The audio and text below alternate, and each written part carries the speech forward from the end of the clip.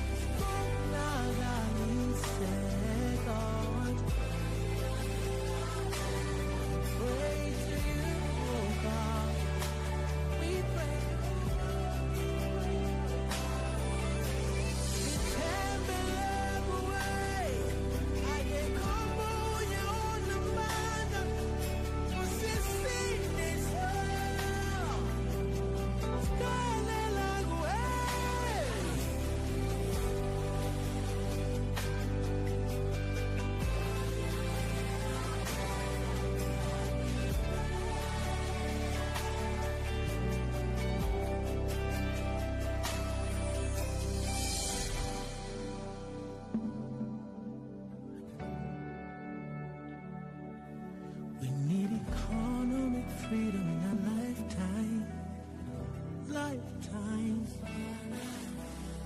Honor, glory, sacred God.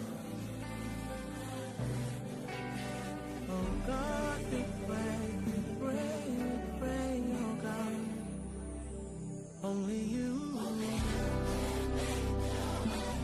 Make a way.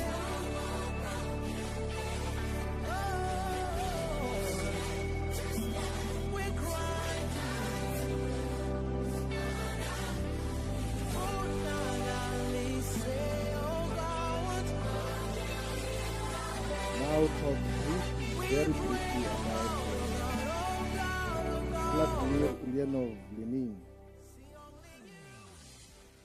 His name is Vladimir Ilyich Ulyanov. And then he got to be known as Lenin in the struggle period. In the struggle against, in the war against capitalism, against feudalism, and for a socialist transition in the Russia. He is one of the most outstanding leaders in the socialist world who got to inspire a lot of socialist revolutions in the entire world. So Vladimir Ilyich Ulyanov was born on the 22nd of April, 1870, in a small town called Symbolism in Russia. He then got to go to, most significantly and worth noting, to university at the age of 17 to study law. And at the age of 19, he was expelled from the university where he was studying for participating in the protest in the university. One of the major events that got to influence his political outlook and revolutionary intent and intention was when his older brother, called Alexander Ulyanov, was arrested and executed for being part of those who were fighting against the emperor at that time of Russia. They were saying that this is a very oppressive system that is obtaining in Russia. And then the older brother of Vladimir Lenin was arrested and later on got to be executed. Execution like killed by the state for being involved in a revolutionary action. And then, of course, aware of the circumstances that were obtaining in Russia at that particular time, Lenin then got to familiarize himself with just what do we do with this oppressive regime.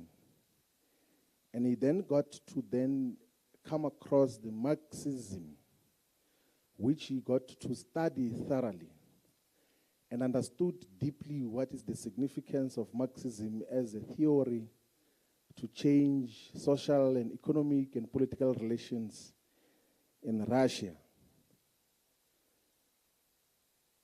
And through his influence, the Russian government got to see a revolution that took place primarily in 1917 under the leadership and guidance, ideologically, of Vladimir Lenin. He was a member of a party which was called the Socialist or Social Democratic Party, like Revolutionary Party, which later on got to split into two different groupings. And the group which Vladimir Lenin belonged to was called the Bolsheviks. So Bolsheviks, it's a Russian language, which means the majority. But numerically, the group which Lenin belonged to was initially a minority in terms of the number of people who belonged to that. The bigger component was what later on got to be known as the Mensheviks. Mensheviks means minority. But although Lenin belonged to what numerically was at that time the smaller number, quantitatively was a smaller number, he said that we are a majority. That is why when we even ourselves we speak in the EFF, we always say we represent the majority of the frustrations and demands and interests of the people. We are the Bolsheviks in the revolution in South Africa. We represent the quantitative and qualitative majority who have not yet gotten space to participate in the revolution. His major contributions primarily was to lead a socialist revolution in terms of what gets to happen from 1917, and then he became the president of Russia, and then inspired revolutions in many other parts of Eastern Europe to form something called the USSR, the United Socialist Soviet Republics, which was comprised of about 14 countries. By the way, which includes Ukraine. So Ukraine was part of the USSR under the leadership of Vladimir Lenin. So he is the first one to give practice and meaning to Marxism at a state level, as a leadership level. And because it was the first socialist revolution that got to happen in Russia, or actually in the entire world, it inspired a lot of other revolutionary movements all over the world. It actually got to even support a lot of liberation struggles all over the world. There were so many revolutionaries who got to be inspired by the revolutionary activities that took place in Russia. So those who were fighting for the decolonization or who were involved in the anti-colonial struggles in India, one of the biggest countries in the world, they also got to be inspired by the Russian Revolution. The anti-colonial struggles in the African continent was also inspired by the Russian Revolution.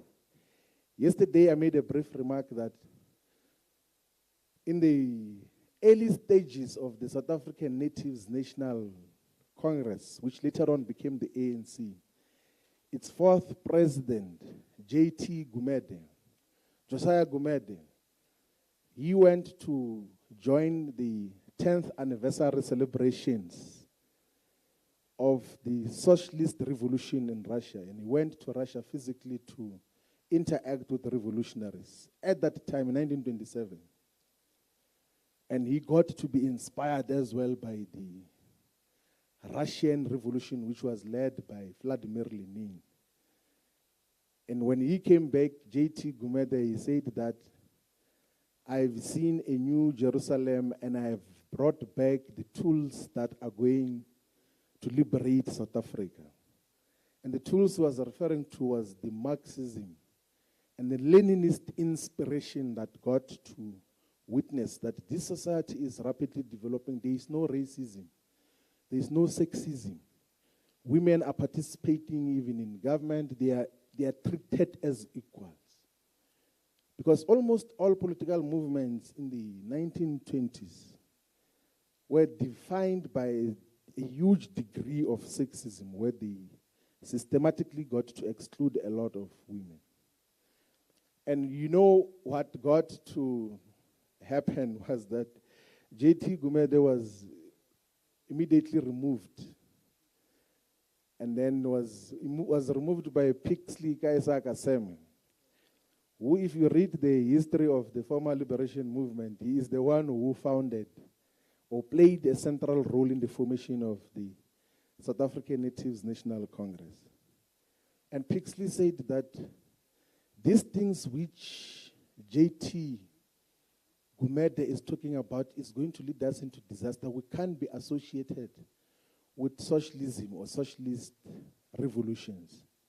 He actually said that, I do not ever imagine myself to be equal to the person who milks my cattle. That is, the founder of the ANC says that we can't be equal. There must be those who work for us, there must be slaves, there must be people who are just treated as subhumans. It must just be us, few of us, who are liberated and included into a white colonial government.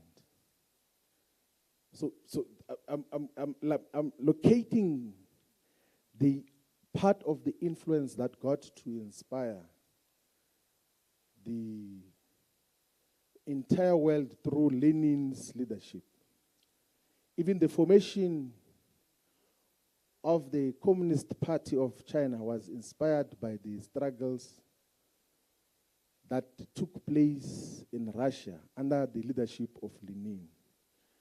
The ideological and political guidance of the Communist Party of China came from the Bolsheviks.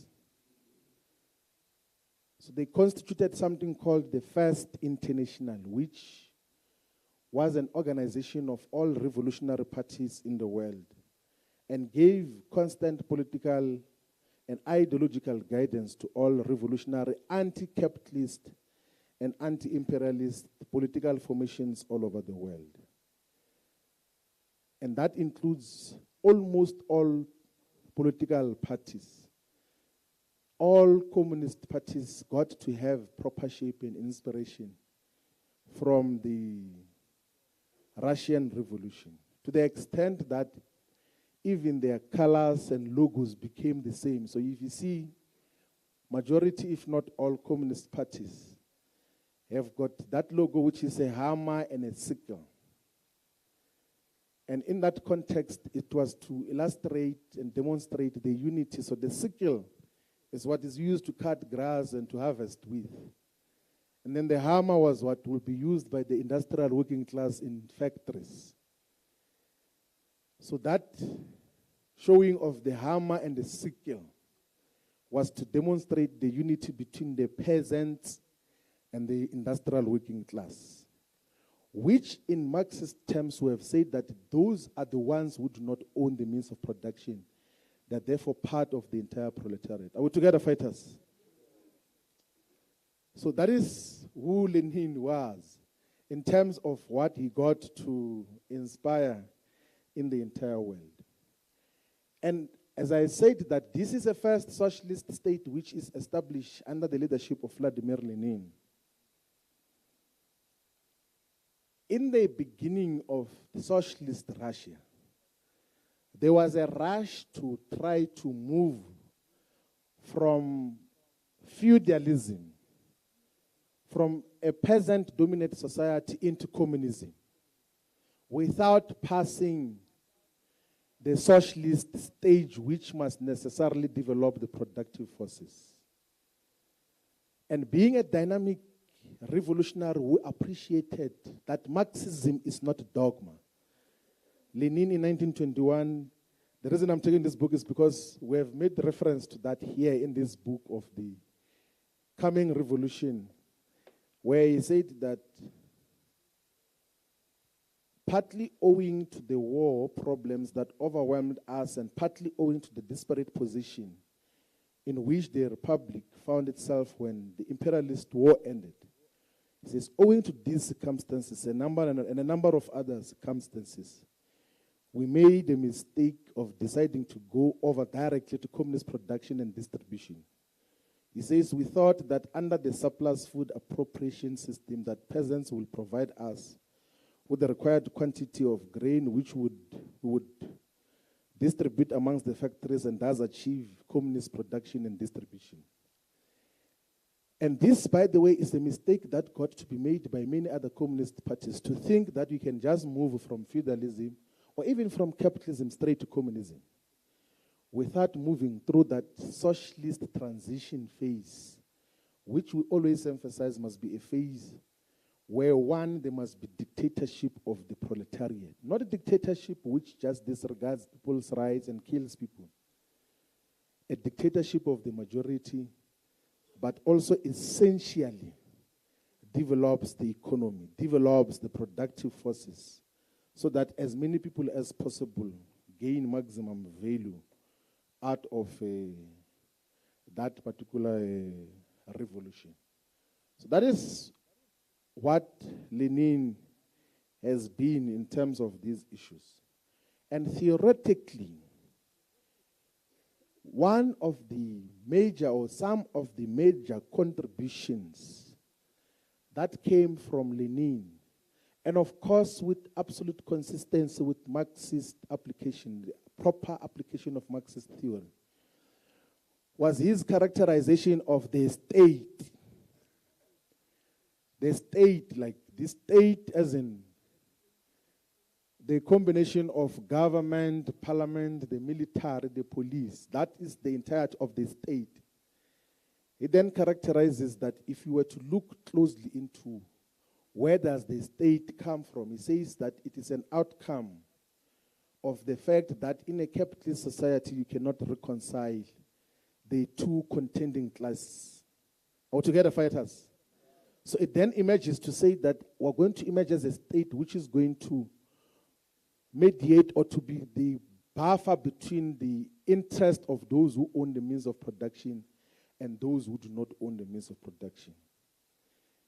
So in one of his major contributions, which I'm sure is under circulation as well, called The State and Revolution, it's a perspective which is available for everyone to read, called The State and Revolution. Lenin then says that the state is a product of the irreconcilability of class antagonisms. That is not a difficult thing to understand. It's to say it is an outcome of the fact that you cannot reconcile, you cannot bring together the permanent antagonisms and tensions that exist between the capitalists and the proletariat. But then he says that even or despite the fact that it came out of the fact that you cannot reconcile the two class interests, the state still becomes an instrument or a mechanism of rulership by the ruling class. It's an instrument of dominance by the ruling class. Are we together, fighters? And then says what we always say in the EFF, that we must then have the working class to take political power and take over the state and utilize it as an instrument of working class rule as well. That is what is the major contribution of Vladimir Lenin. The other major contribution, so the first contribution is on his characterization of the state, which is found in the State and Revolution. And another of his major contributions is on his characterization of capitalism and imperialism. He wrote a perspective called Imperialism, the highest stage of capitalism. That once capitalism has developed within national borders, it then moves to other parts of the world to establish itself. And that form is the highest stage of capitalism, where it begins to exploit the natural resources of other countries and other nations.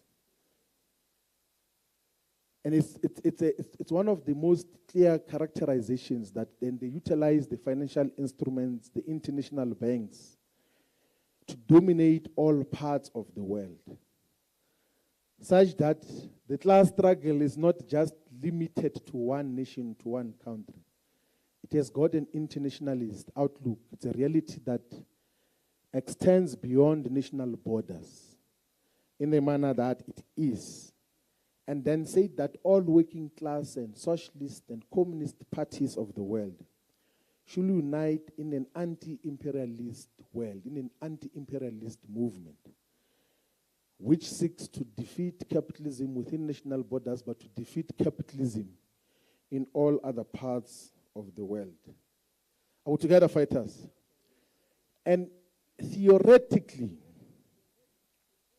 and not in a narrow nationalist way, also Lenin provided proper analysis and tools of analysis to all national liberation movements, and gave a clearer perspective on the need for national self-determination, because majority of nations and countries in that particular period were under colonial rule.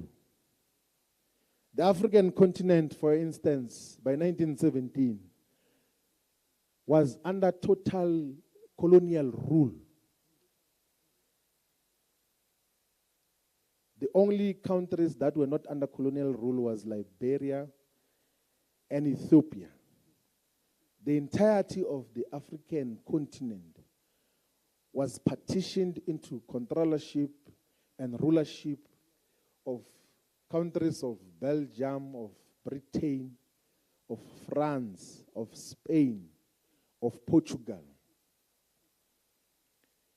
And theoretically, and in terms, not just theoretically, even in terms of resource support, Vladimir Lenin got to lead, to inspire, and give proper support to all the liberation movements that were existing against colonialism and against imperialism all over the world in terms of what happens. And one of the other major contributions of Vladimir Ulyanov Lenin, which perhaps is the most important inheritance that we have taken, was on the nature of a political movement that should lead struggles against capitalism. He then conceptualized something called the vanguard party. So the vanguard is the party that is at the forefront of the anti-capitalist struggles. That you need a vanguard party of professional revolutionaries who must have proper class consciousness, must have deeper ideological understanding of just what do we stand for as the working class. And the primary role of that vanguard party should be to raise the levels of class consciousness amongst the exploited and oppressed masses of our people. In the founding manifesto of the EFF, we say that the EFF is going to be the vanguard of all community and working class struggles. So we take a lesson from the Leninist inspiration. The reason why we're a Leninist party is because we take inspiration out of that characterization of just how do you constitute a revolutionary movement. And it necessarily must be composed by revolutionaries who have got deeper and clearer understanding of the conditions of the people and the nature of socialist struggle that we're waging. So one of the fighters says that, when we emphasize that public representatives must go to school and be educated, aren't we being elitist? No. As a revolutionary movement, we need people who possess absolute clarity in terms of the nature of the revolution that we're in pursuit of, who also have got technical expertise and skills to could lead a revolution and to conduct what the revolution expects from them. I think when we opened yesterday, we emphasized that point that Che Guevara says that the first task of a revolutionary is to be educated. You can't lead a revolution without ideas that are properly processed and thought through. And this is what we learned from Vladimir Lenin. And we do not just fold our arms and say that, no, now that we are the public representatives, the requirement is that you must first get a degree first. We are not saying that.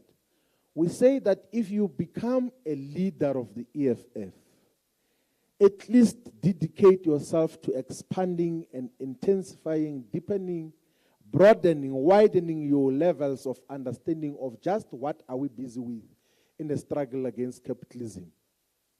Are we together, fighters?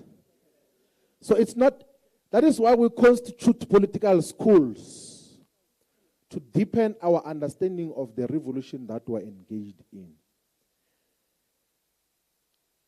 That is why we have these platforms to talk about just what are we busy, what are we fighting against. Because capitalism takes different forms.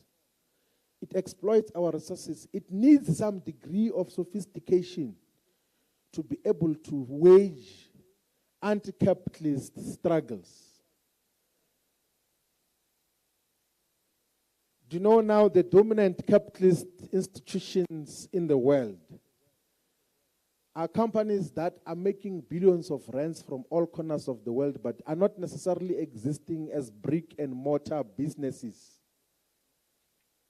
They exist on the social spaces, Facebook, Google, all of those things, Amazon.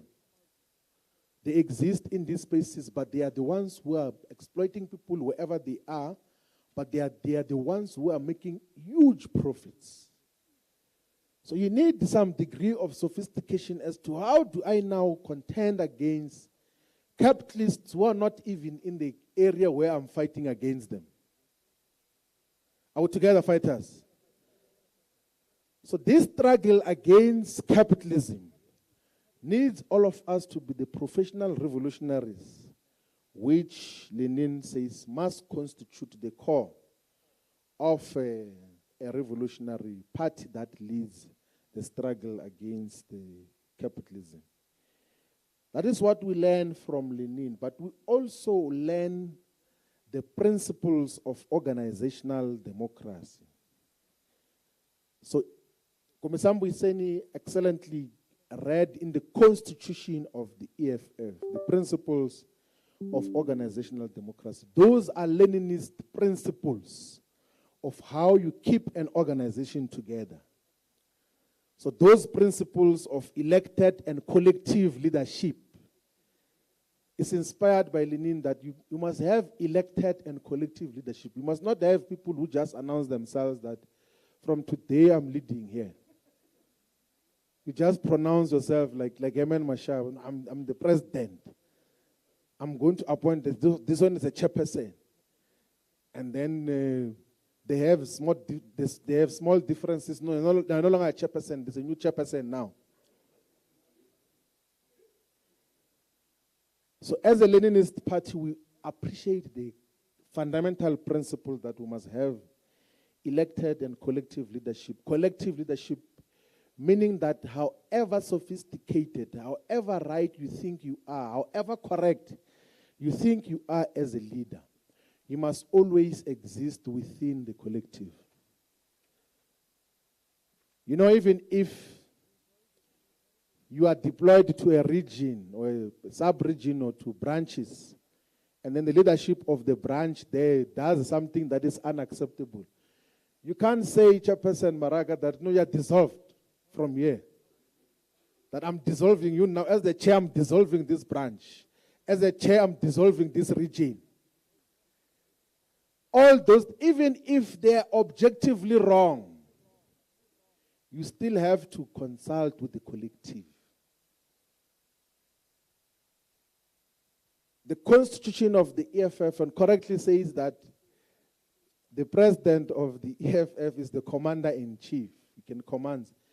But he still applies and adheres to collective leadership. So you would have seen that immediately after the 2021 local government elections, he made a proposal on the dissolution of the PCT then of Limpopo. He didn't say, no, Limpopo are dissolved. He said, let's go and have a consultation with the leadership. And a CCT, a special CCT, is constituted to take a collective decision. These are the principles that we learn from Vladimir Lenin. The principles of democratic centralism.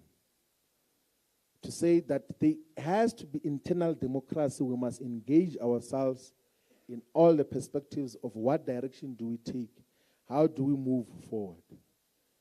And he goes into detailing to say that that is the only glue that holds organization together, democratic centralism. That there must be democratic consultations before decisions are taken, but once they are taken, the right to disagree, the right to differ dwindles into insignificance. Doesn't matter what you thought before that. And that decisions of upper structures are always binding on lower structures. That the collective perspective is binding on the minority perspective. There's no minority reports. So in Parliament, when we lose debate, we can go to Parliament and say, even if you say you are not going to establish an ad hoc committee to investigate the corruption in ESCOM, even after Parliament has resolved, we can still issue a statement to say we disagree as the EFF. But you can't do that within the organization. You have to always be guided by that particular principle of democratic centralism. And of course, we've already emphasized the issue of mandates, accountability, and reporting. We've emphasized the principles of constructive criticism and self-criticism. These are the Leninist principles that we learn from Vladimir Ulyanov, Lenin, in terms of what got to happen. And they are massive developments and achievements that the Russian Federation and the USSR got to realize, not only within the borders of the USSR, but all over the world.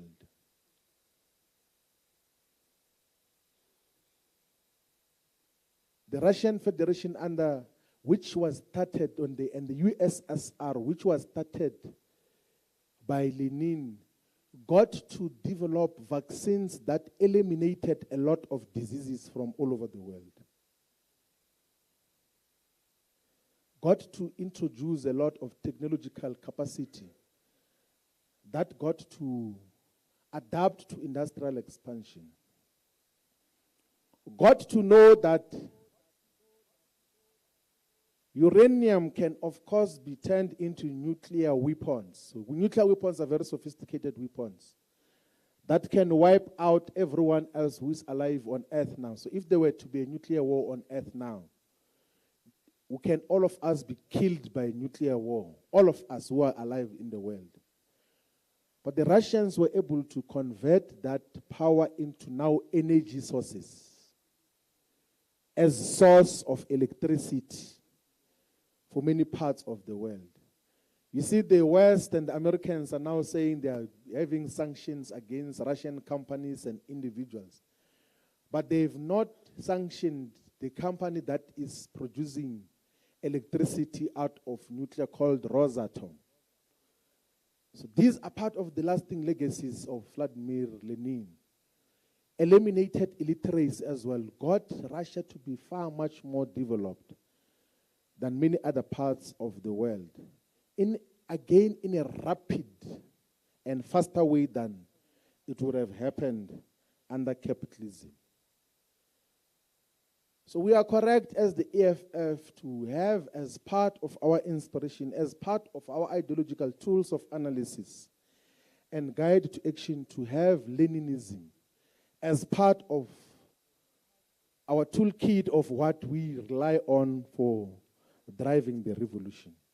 And one of the things that we have to always clarify, all the ideological tools of analysis, Marxism, Leninism, Fanonian school of thought, are equally important in the EFF. We appreciate the ideological guidance from all the three components in terms of what we are dealing with. But if you want to be a sect or an organization that is just obsessed with itself, you say, yeah, but why can't you just emphasize Marxism? Why can't you just emphasize Fanon? It's a narrow perspective, which there are organizations which were calling themselves Fanonian only. They do not have the capacity to reproduce themselves. They do not have these values that we're talking about. They do not have these principles of organizational democracy. And then they end up splitting into multiple organizations of 3, 4, 5 people there. Then they call themselves organizations. In terms of what gets to happen, I want us fighters, like, as part of understanding far much deeper and widely the Leninism, we should always go and read what I believe to be far much more easier texts that were written by Lenin. One is a text which was written in 1901, which is called What is to be Done. It was called What is to be Done, Burning Questions of Our Movement. So you know, when the EFF convened its first assembly in Uncle Tom's in 2013, that assembly was called the National Assembly on What is to be Done, with the Leninist inspiration. A National Assembly on What is to be Done. So we must go and read that as to what are the issues that Lenin got to emphasize. And at the center of the emphasis of that what is to be done perspective was to highlight the need to raise the levels of class consciousness amongst the workers and the peasants. Are we together, fighters? And this is written in 1901, and 16 years later, the levels of class consciousness amongst Russian workers was adequate to could overthrow the Tsar, the government of the day, and then institute a socialist government. Because working class consciousness had been raised to levels where the workers would appreciate that we need to reconstitute ourselves as a society and have a working class-led government. So we need all of us to familiarize ourselves with that perspective. But also we must familiarize ourselves with another very important perspective on the three sources and three component parts of Marxism. So Lenin also was a teacher of Marxism. He taught the entire world about Marxism. That is why he says that if I were to have one generation of young people, I would change the whole world. Where he locates Marxism at the center of all the struggles of our people. And then he wrote a perspective, I've already made reference to that, on the right of nations to self-determination. And then the other perspective was imperialism, the highest stage of capitalism. And then he had a perspective called the April thesis. But it was called the tasks of the proletariat in the present moment. So the manner in which the revolution took place in Russia, there was a revolution in February 1917, which put in place a provisional government. A provisional government, like a temporary government in place. And then Lenin wrote the April thesis, which was agitating for total take of power, total capture of power by working class forces. And the slogan during that period was all power to the Soviets. And then 1917, October, then the revolution got to happen through the ideological, consistent guidance and leadership of Vladimir Lenin. And of course, the other perspective is the state and revolution that got to then define the state. And part of the things, by the way, that you might need to do as part of maybe reading a much more summarized version of the state and revolution perspective, which was published in 1917, you must go and read a political lecture which Vladimir Lenin gave in Sverdlov University in 1919. So Sverdlov University is like written Sverdlev.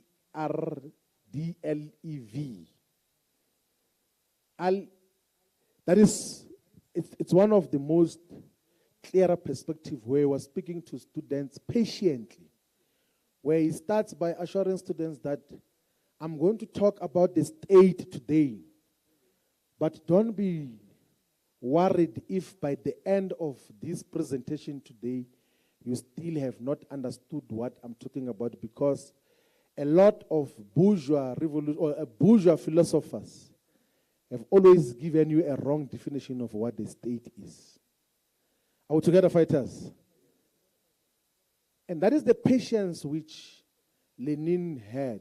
And he had time, even when he was the president of Russia, to always deal with important theoretical and critical questions that were confronting the party, that were confronting society, that were confronting the world. Because leadership must at all times have the patience to persuade those you lead with.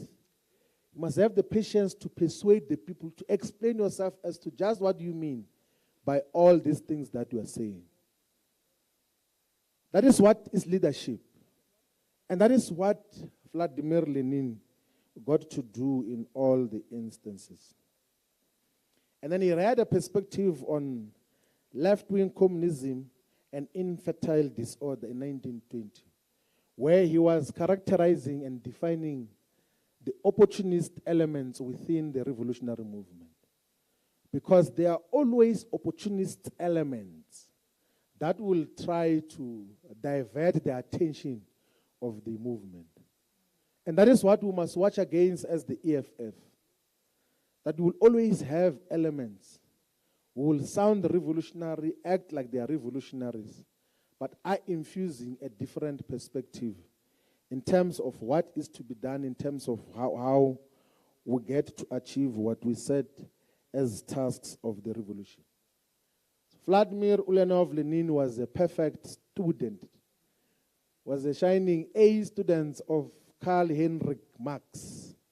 He understood Marxism. He expanded much more intensively and clearly on the questions that Marx had not dealt with in greater detail.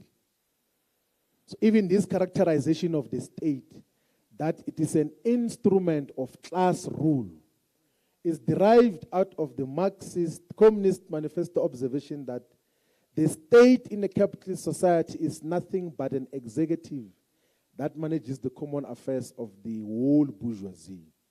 And then he expands on that. Expanded even on the nature of a revolutionary movement that should be at the forefront of socialist struggles. Expanded on imperialism and characterized it correctly as the highest stage of capitalism. So we are students, we are children, we are grandchildren of Vladimir Lenin, and we take all the organizational, political lessons, ideological lessons and guidance from Vladimir Lenin. He is our teacher who gives us a clearer perspective of just what do we do with all the questions that are confronting us presently and in the future. So that is the relevance of Vladimir Lenin. We are going to then deal with the questions. Thank you very much, Kumsambo Hussein. In summary. Lenin. Let us do so. Questions? Number 1, number 2. I don't see number 3. Is it a hand? 4. Number 5, number 6, number 7, number 8. That's it. How about we start with number 8? Just for dialectical impact. Number 8. Thank you very much. 654 321. Thank you very much, Commissar. You're welcome very much. My name is Aqola. I'm from Mangaung, RCT, Free State. Commissar, my question comes from the global shift that we see today. That I will try to break it. You will assist me in compiling it. We are told that at least by 2030, China will become number 1 in terms of global economy, followed by the United States of America at number 2, and then India at number 3. So now, I want to understand that according to realism, we are told that every state works at its own interest. Now, I want to understand that China has invested a lot, close to at least $1 trillion in African states with that policy of theirs, which is OBOR. So I want to understand, DP, what is exactly, how is it going, what is the difference between investment that comes from the EU or the USA, those NATO nations, and what comes from China and Russia and all those USSR Federation? And then we are also told that the EU is taking there. So which comes and then counteract our view of saying that, because now they are making example of it to say that if then those who have managed to form their own union of states, which like the EU is now starting to tremble down, like there's that Brexit where Boris Johnson exited the thing and now is threatening to say that it's going to collapse. The question now that comes is from the people on the ground, why do we still attempt to unite Africa if we can see that those who tried it are failing? So that is my question to you, DP. Thank you very much.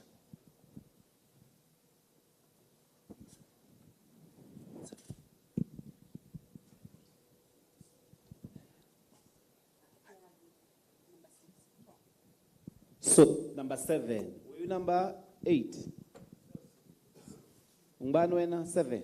Yeah, 7. Munyai. Thank you very much. Rovarga Busange. Ndawendo. Zinalanga di Betrol Munyai. I'm the PCT member, Deputy Secretary of the province in Gauteng. I've got just a few questions to the DP. Because while I was doing self-taught, I check here that there is a fall of Russian bloc. I just want to know what led to the fall of Russian bloc, particularly in 1991.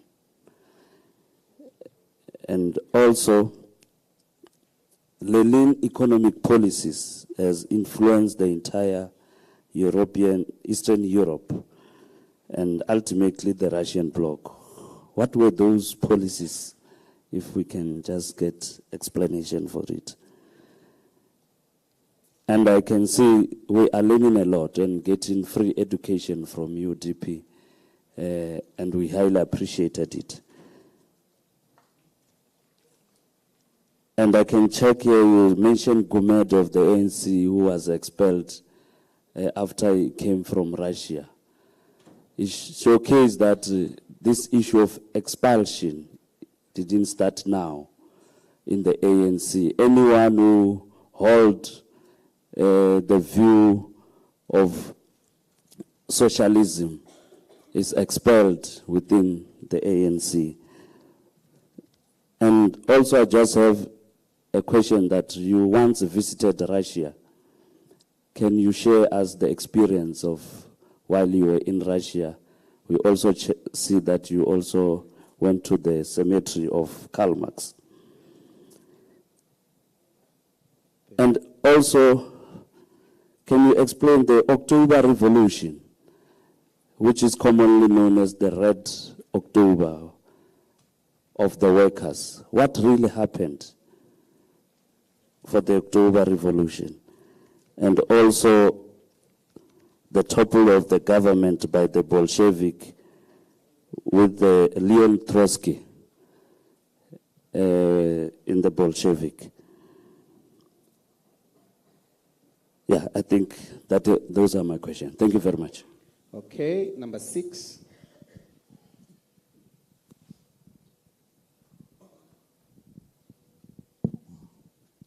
Thanks very much, Commissar.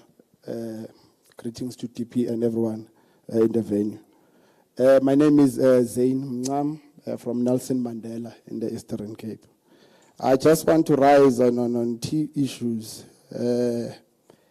on the stages of organizing revolution in the state and revolution in conjunction with the defining of our politics in the 7 importance of political education. You understand that the stages of organizing revolution is organizational power, mass power, political power, state power, and attain state power to redistribute the wealth to the people. I want to put an emphasis on mass power because it's the most important stage in our revolution, in that we have to convince the society into believing in the EFF or in the idea of the state being run by a socialist power. You would understand that Ngungi wa Thiong'o says that our culture must always be the center.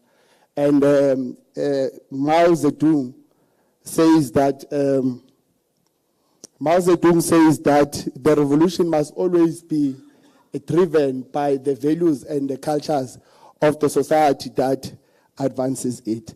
Now, in our mass mobilization, I want to ask what can we do, policies that we use that can best appeal to our people and not find ourselves not saying things that might antagonize our people, because on the ground there's a social cultural contradictions that are taking place. It might be due to our false class consciousness, hence why here to raise our level of class consciousness. I just need wisdom of leadership in that regard as to how can we deal with the issue of social cultural antagonism when we go to mobilize our people on the ground. Thanks, leadership. Thank you. 5. Thank you, Dokotela. Greetings to the DP and our Commissar. My name is Queen Esther Mulepo. I'm a PCT member in Mpumalanga. Mine is very simple. I want us to focus on workers. Currently, we have a private sector, and then we have a public sector. So I understand in terms of the transition that we're talking about of Karl Marx and Lenin, our 7 cardinal pillars speaks of nationalization of mines and banks. So those mine workers will benefit when we transit to social government, and also the workers from other like your petrol attendants, we're going to regulate the minimum wage that will cover them. So in those terms of us transiting to socialist government, I understand. And then now we are here, we are having public sector government workers. They are currently governed by the state. And I heard that the Karl Marx ideal is that the state will run the affairs or the economic affairs of the country. So I'm checking now, like when we have to persuade government workers into voting for the EFF. They are currently governed by the state, and the state is not doing what it's supposed to be doing. So the ANC government, I think it's leading under the capitalist system. So in terms of the EFF, when we are in power, what is it that the government employees are going to benefit on? Because currently they have the pension, they have all the benefits, they have your medical aids and all those things. So in terms of, I need clarity on when we're going to persuade all the public servants to vote for the EFF, what is it that the EFF is going to do different outside of what the current government is doing now? Thank you. Thank you. Number 4.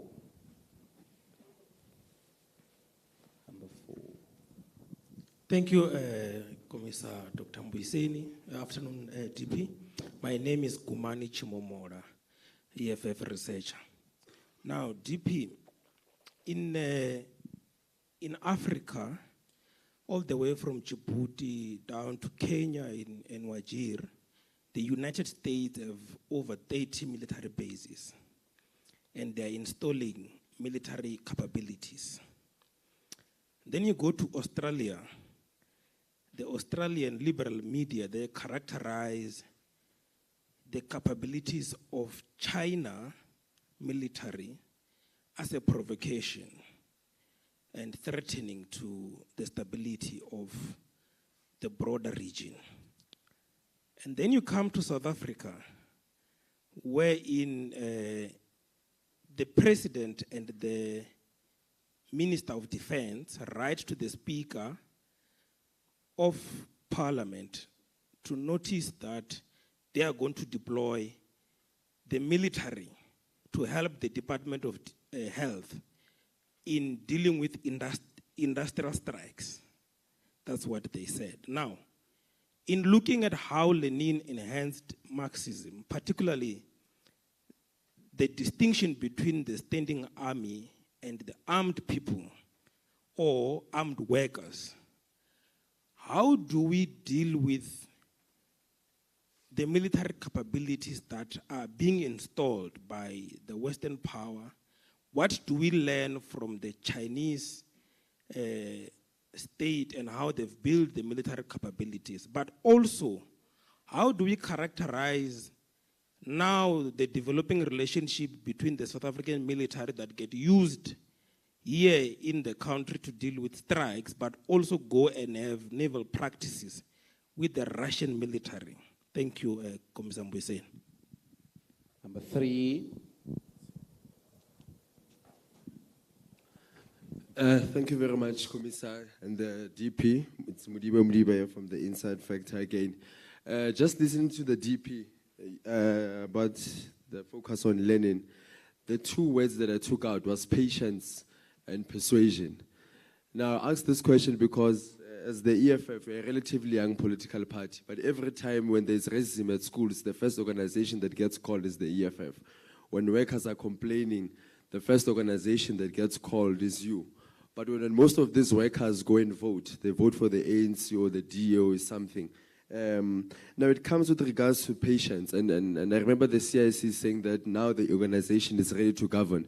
Hence, we've got a speaker, Nekuruleni, from the EFF. You've got MMCs of safety who come from the EFF. Is the party now, have you guys been patient enough? Are you now ready to govern? And when it comes to persuasion, I want to ask this question because you look at 1994 elections, you've got ANC, you've got IFP. You've got an ANC that does not relatively speak to the conditions of black people, but yet they win elections. You've got the PAC, who at that time, who in my thought as a young person, was supposed to be the political party that actually won elections in 1994. Do you think that the ANC was decisive when it came to persuading the public? And how ready is the EFF to persuade the public so that in 2024, as progressive forces, we don't get dribbled by these liberals? Thank you. Thank you. Always refreshing to hear Mudiba. Number 2. Thank you very much, Commissar. My name is Tembi Sotetwayo, RCT member in King Techo region. My question, considering Gutu Lenin, in as much as he was a student, 2 marks, Goto, Benzama contributions, Njoba Teshu TP, even in other questions that Marx did not touch on. My question is that, did Lenin contribute in advancing the understanding of the Marxist philosophy of dialectical materialism and historical materialism by the working class? If so, what value did he add? And while there, Deputy President, can you please equip us with the ability to respond to the question that what is the basic and fundamental relationship between the historical materialism and dialectical materialism that we should understand as political educators? Thank you. Thank you. Number 1. Thank you very much, Commissar Mbuiseni. Yeah, what that? Deputy President. First and foremost, I would like to. My name is Simon Mshotana from Western Cape, Southern Cape region. First and foremost, I would like to, as the second in command of this EFF, thank the Deputy President, together with the Commander-in-Chief for founding this EFF and giving us as a generation a home. We are very happy and we appreciate that. Now, Deputy President, you spoke of a lecture that was given by Lenin in 1919, which speaks to the issue of education. Particularly for the African child in South Africa and Africa as a whole. Now, what the EFF is going to have a school, private school, which was announced in 2019 by the president at the NPA. What is it, what type of an education, which is different from this one, is going to be given at that school of the EFF, which probably speaks to the issue of a decolonized curriculum. So my question is, Deputy President, in relation to the school, what type of a curriculum are we going to have at that private school of the EFF? And also, the second question is, what is a decolonized curriculum? Thank you very much. Thank you. Deputy President, I'm calling on you.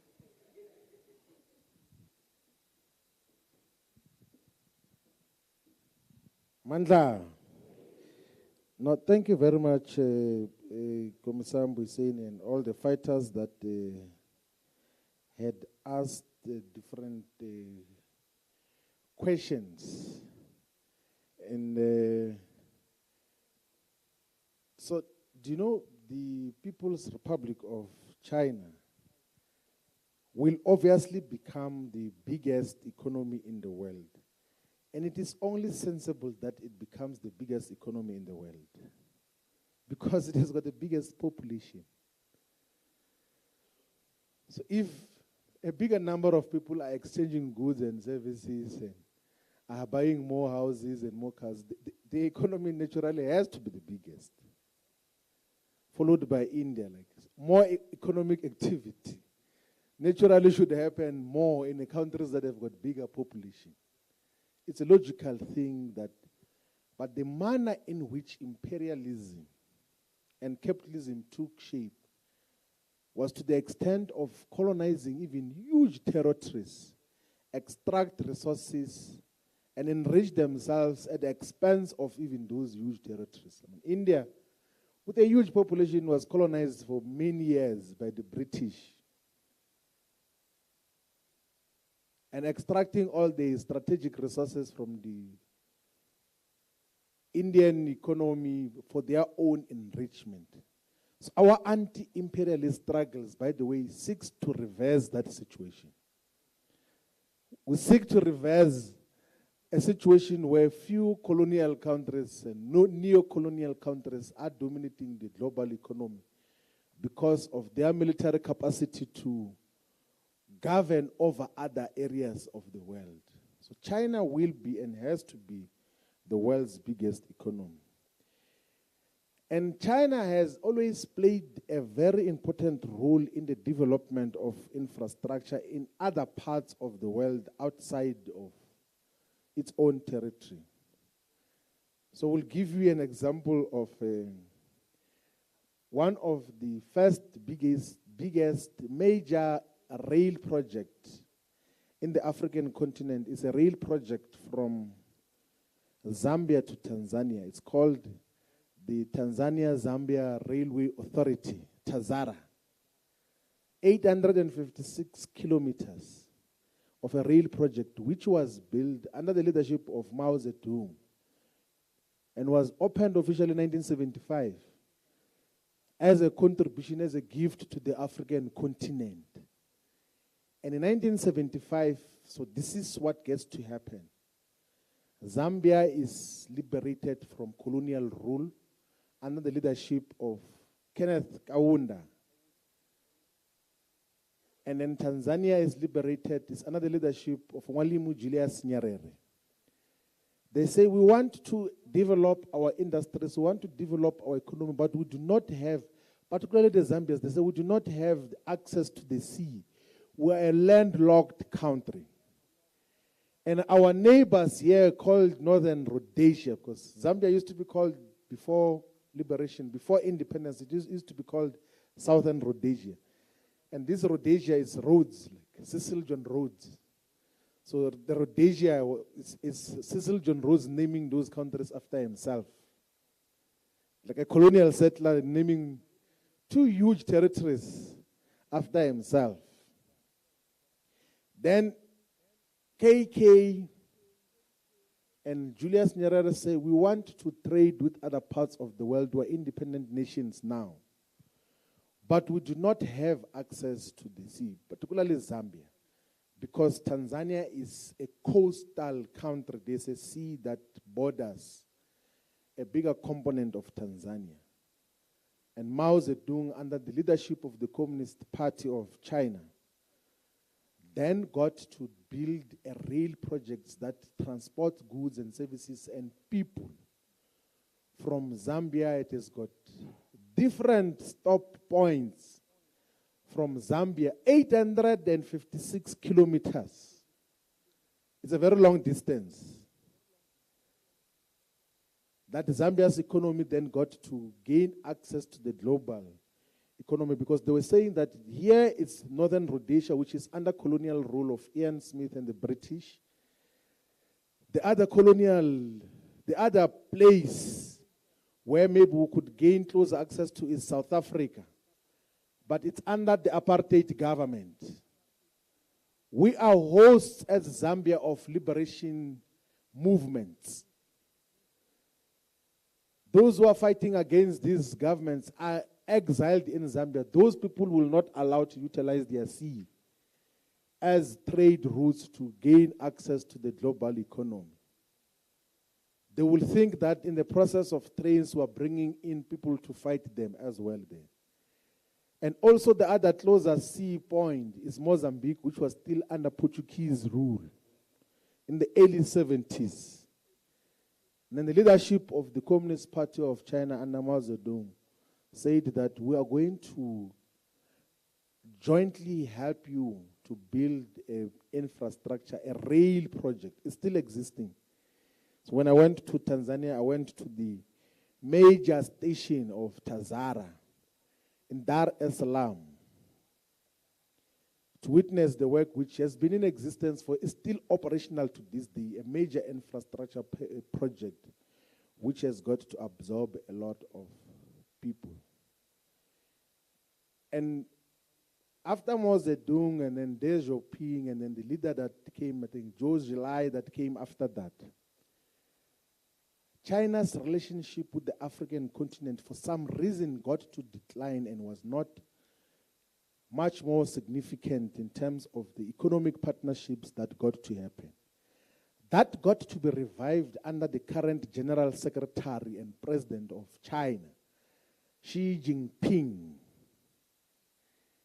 Then got to initiate something called the Road and Belt Initiative, which then got to develop massive infrastructure in the African continent. Part of that infrastructure is a rail project from Ethiopia. The reason Ethiopia is now growing faster is because Ethiopia never used to have a dependable access to the sea, because Ethiopia is a very huge country with a huge population, but it is landlocked. The only country which is coastal and closer to it is a country of Djibouti. And the Chinese government, in collaboration, got to build one of the longest rail projects from Ethiopia to Djibouti to help the economy of Ethiopia to develop, and also got to actively build industries as well in the Republic of Ethiopia, in the manner that it is. So Ethiopia's economy, there's a lot of industries, by the way, and a lot of opportunities which, I don't know, most African countries are not exploiting, is that the labor absorptive sectors, including textiles, like the Chinese, because of now a growing middle class, is relocating to go to other countries. And Ethiopia has been one of the biggest recipients of labor absorptive industrial sectors. Textile and clothing industries is almost naturally labor absorptive, because majority of those clothing garments have to be individually assembled in each and every territory. But there are so many other projects that the Chinese government is involved in the African continent, in Kenya, in Tanzania, in Egypt. The new city, which is going to be the capital city of Egypt, is being built in collaboration with the Chinese. By all means and purposes and through thorough observation, there is no way we can characterize China's relationship with the African continent as neo-colonial or as constituting some degree of colonialism. Because China do not come with conditionalities and conditions that are going to give you investments based on you doing this and this and this and that for us. And China does not that trap any of the countries it does relations with. If they say, I know now Russia has written off about $20 billion of African debts, but China has written off a lot of debts for the African continent. So as the African continent, all of us, progressive forces in the world, we should embrace the fact that China is rising and has never utilized military power to try to coerce any country into submitting to its demands and its narrow economic interest. We can, of course, redefine much more deeply the nature of how we do business and we interact economically with the People's Republic of China. There are lots of benefits that we can get if we had proper political leadership that understands global dynamics. South Africa was supposed to benefit a lot from its relationship with China, but it's not doing so. Some of the industries that are leaving China, the labor absorptive industries, were supposed to be coming our side. And then we employ a lot of people to provide basic necessities to the huge population of China. I'll give you an example, practical example, like it's basic economics, that with 1.4 billion people in China, if they were to say to here in South Africa that we must produce these glasses of water for 1.4 billion people, how many people can we employ? Just this glass. Or plates to give food, or anything. or even food production and processing. Because China doesn't have as adequate arable land to could produce food for the entirety of the population. Even we can say, now let's agree that give us few provinces, Chongqing and Guangzhou, which together have got possibly more than 300 million people. We're going to supply you with food. There can be a maximal economic benefits out of that. But also we can have proper developmental partnerships to build internal infrastructure here in South Africa. I think part of the things that we need to do, we must pursue purposefully when we take power. We should have to build a proper rail project that interconnects the entirety of South Africa, but also gets to interconnect the continent through a rail project, which is therefore going to improve the intra-African trade in terms of... So China is our friend in terms of the global balance of forces now. The Americans and the Europeans are now in a state of panic. They are trying to revive their relationship with the African continent, and they think that the access to the African continent will be through South Africa. That is why after the visit of Lavrov, the Minister of Foreign Affairs in Russia, the State Minister of the United States came as well. And the Minister of Finance from America came and even went to Mpumalanga, to Witbank, to speak to people there, saying she's talking about just transition. That is why I think next week, Kamala Harris, the Vice President of America, will be here in the African continent. I'm sure part of the country she will visit is this one. That is why immediately after Pala revelations, Ramaphosa was hosted in America by Joe Biden and Kamala Harris. Like it has never happened where a head of state goes to meet with the vice president, the official residence, and goes to meet the president as well. But Ramaphosa was wined and dined like that. That is why that new king, so-called king of Britain, Charles, so let's say it properly. That is why Charles invited Cyril Ramaphosa to visit him in the UK. The first visit of a head of state to the British royal family was by Cyril Ramaphosa, because they've got interest. They are panicking that China and Russia are deepening and widening their relationship with the African continent. They are in a state of panic. And we should not discourage the increased relationship between the African continent and the People's Republic of China. And there is something progressive that is happening, and which is very good, because, you know, Ramaphosa goes to assure the Americans and these erstwhile colonizers that no, everything else is fine, we're aligned with you.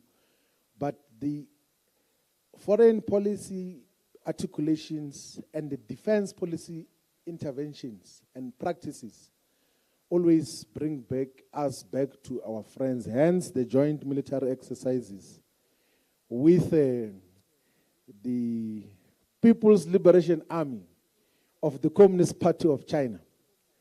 So do you know, in China, the army belongs to the Communist Party of China. And that is a very dynamic relationship. It's a very proper dynamic relationship. So when the soldiers are sworn in, they must swear loyalty to the Communist Party of China. And it has got a responsibility to defend the entirety of China against all forms of disturbances that gets to happen. So those are some of the global dynamics that we're dealing with. So you must check a video which we had posted some of it on social media. When Xi Jinping, or the President, General Secretary Xi Jinping, went to visit President Vladimir Putin in front of media cameras, and they purposefully circulated that. He said that, thank you very much for the meeting. me and you are going to witness a change that has never happened in the past 100 years. They were giving a clear announcement and indication that the global balance of forces are changing now in terms of what happens. There is realignment of forces which a proper political leadership of South Africa should appreciate and get to understand much more clearly as to who do align with. Our friends in BRICS should always embrace that. And the interesting aspect is that even economically, BRICS economies are combined bigger than the G7 of colonial, erstwhile colonial countries, plus America, which is now a significant shift in terms of where there is maximal value and economic value which South Africa and the entire African continent can get from clearly defined and proper relations with the progressive nations in the world, inclusive of the Russian Federation, Brazil, China, and India. It's just how we then get to deal with all of those issues. But well, the grave of Karl Marx is in London. He died in London and was buried in London. That is where we went when we went to visit in London. We're going to take inspiration from Karl Marx in terms of what gets to happen.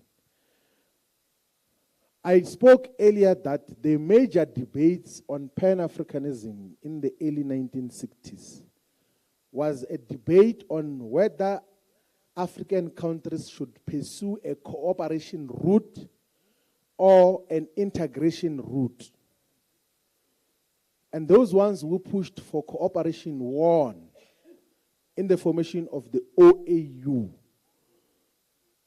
They are the ones who, like Nyerere and them, Nyerere got to apologize later that this cooperation route is not helpful because we still remain as non-viable states which cannot have meaningful trade and relationships with the colonizers. The integration route was the best one which was pursued by Kwame Nkrumah, who said that let us have one government. In the formation of the OAU, in his speech he says that when we live here, we should have decided as to where will be the capital city of the African continent. And he was proposing the capital city of the current Central African Republic. Now, Britain in the EU equation was not integrated into the European Union. That is why they maintained their own currency. But all other European countries, Western European countries which are part of the EU, are using the euro as their currency. And because of British exceptionalism and racism amongst the British population, they then voted to leave the EU. Not for sound economic reasons, by the way. For just basic, for British exceptionalism and racism. Remember that Brexit thing happened against all political, it was just a small political party which has got about 2% of the vote which was pushing that. But the two major political parties knew out of sense that this thing of leaving the EU doesn't make sense. The political leadership of Britain, the entirety of them said this thing is foolishness. But the racism within and the narrow nationalism within Britain got to exit the EU. It's not true that the EU is disintegrating. It's not disintegrating. British left because of the exceptionalism and the racism within its own ranks, within its own people. In terms, so that can be the basis upon which we say we must then not pursue the unification of the African continent. We need single military. We need to have a single currency. We need to break the borders in terms of telecommunication systems as well. It must not be impossible to make a call, not even through WhatsApp, a normal call to Tanzania, to Chad, to Seychelles, to all the countries in the continent, to Mali. We must be able to communicate freely amongst ourselves. We must be able to travel directly to all African countries without using the European route. We must trade amongst ourselves. That is how we're going to get to grow. Because simply what is happening now is that all of us as Africans, we are creating a lot of jobs for people in China, for people in India, for people in Europe. Because we are importing almost all finished goods and products from them. We are not circulating the resources, the little resources that we have amongst ourselves. We are taking all the resources outside to even import food from them. Whilst we have got one of the largest arable land spaces in the entire world. It's only integration of the African economies that will make things better. It's only to have one currency that is going to make the economy of the African continent to develop far much faster than any other economy.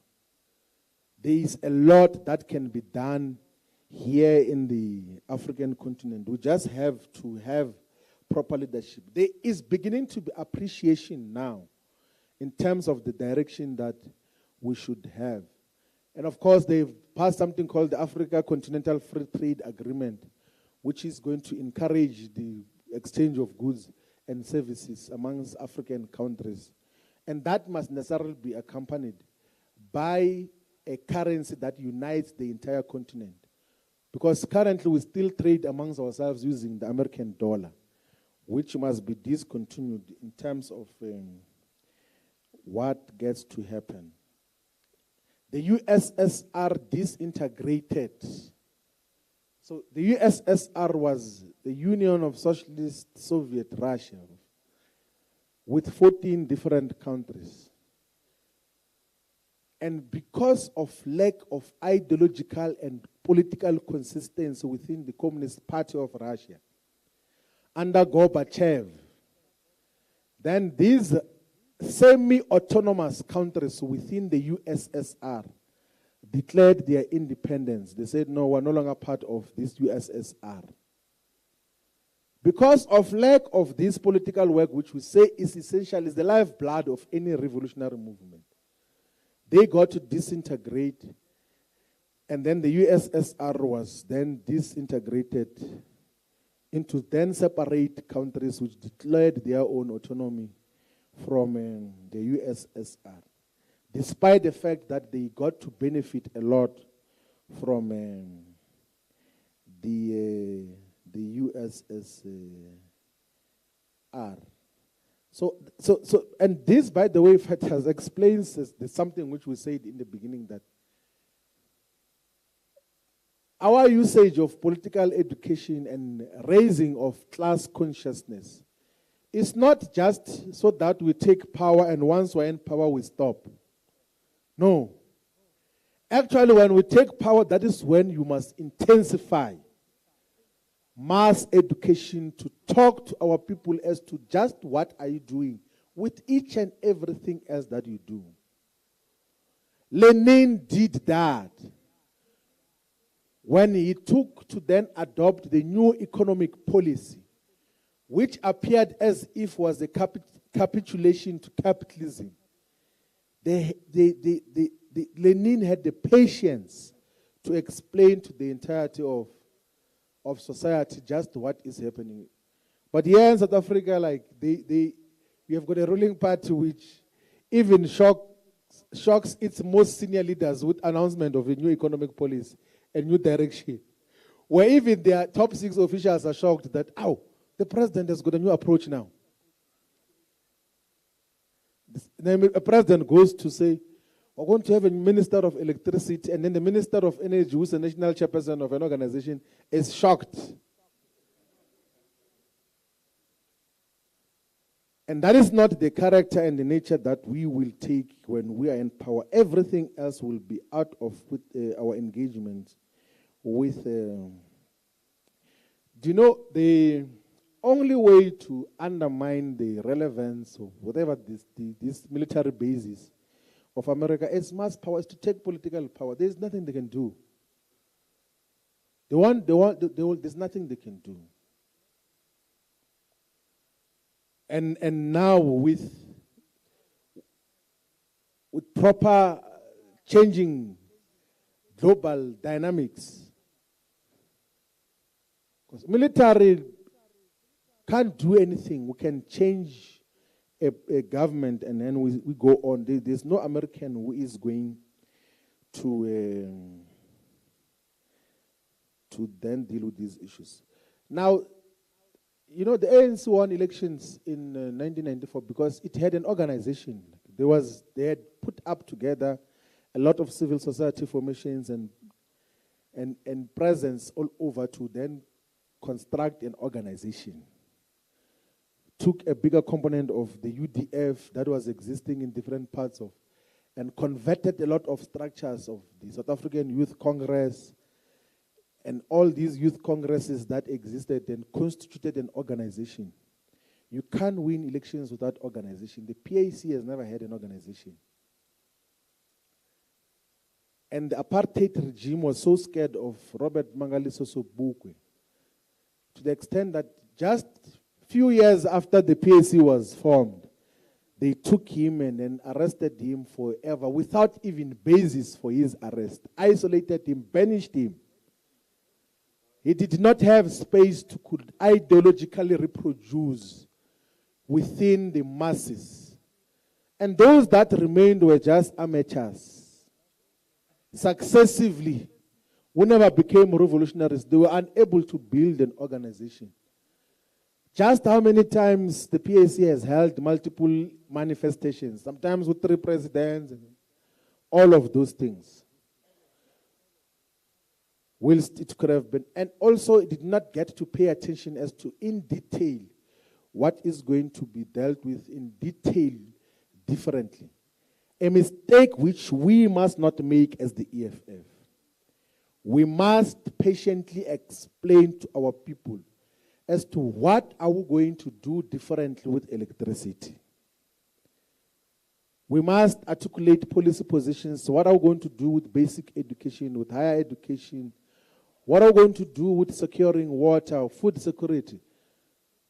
Because we have got policy articulations, we must be able to persuade society. Society must know that this is what we stand for in terms of what happens. But also the ANC had an organization, but and a huge propaganda component, which got to mesmerize a lot of people to believe that it is a true liberation movement which has got the capacity to govern, which they did not have in terms of what they got to stand for. The most important thing, fighters, is to, we did say, I think this is the central message, that our obligations is to raise the levels of class consciousness amongst our people. And then they will appreciate that this is a far much better consciousness. It erodes all other forms of consciousness. False consciousness. Then people will begin to realize that we are fighting for a class, and this is what we stand for. And the organization that represents our class is the Economic Emancipation Movement, the EFF, in terms of what gets to happen.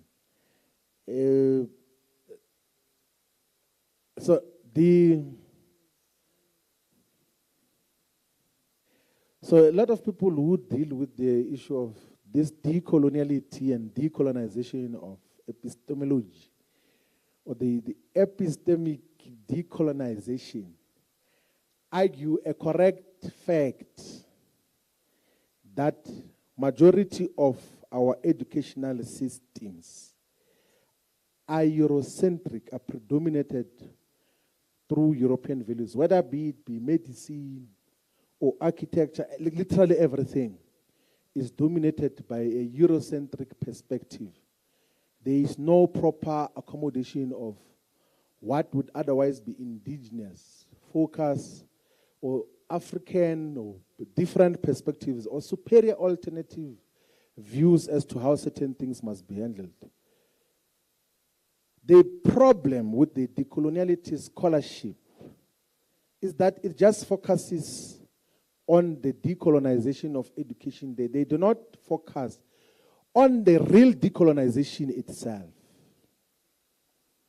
They do not focus, and colonization was to take our natural resources, which is still obtaining now. We are still living under colonialism, where all these multinational companies are taking our resources in the same way they used to take them under colonialism.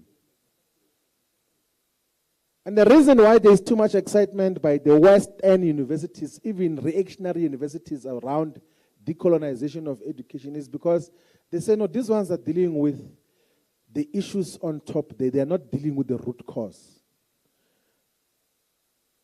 Let Sabelo Ndlovu Gachen, the main person on decoloniality scholarship, speak about the return of the land and the return of the mineral resources. They're going to isolate him everywhere. But now they celebrate him, Sabelo Ndlovu Gachen, decoloniality, come and speak there. Harvard University, Sweden, Belgium, SOAS, everywhere.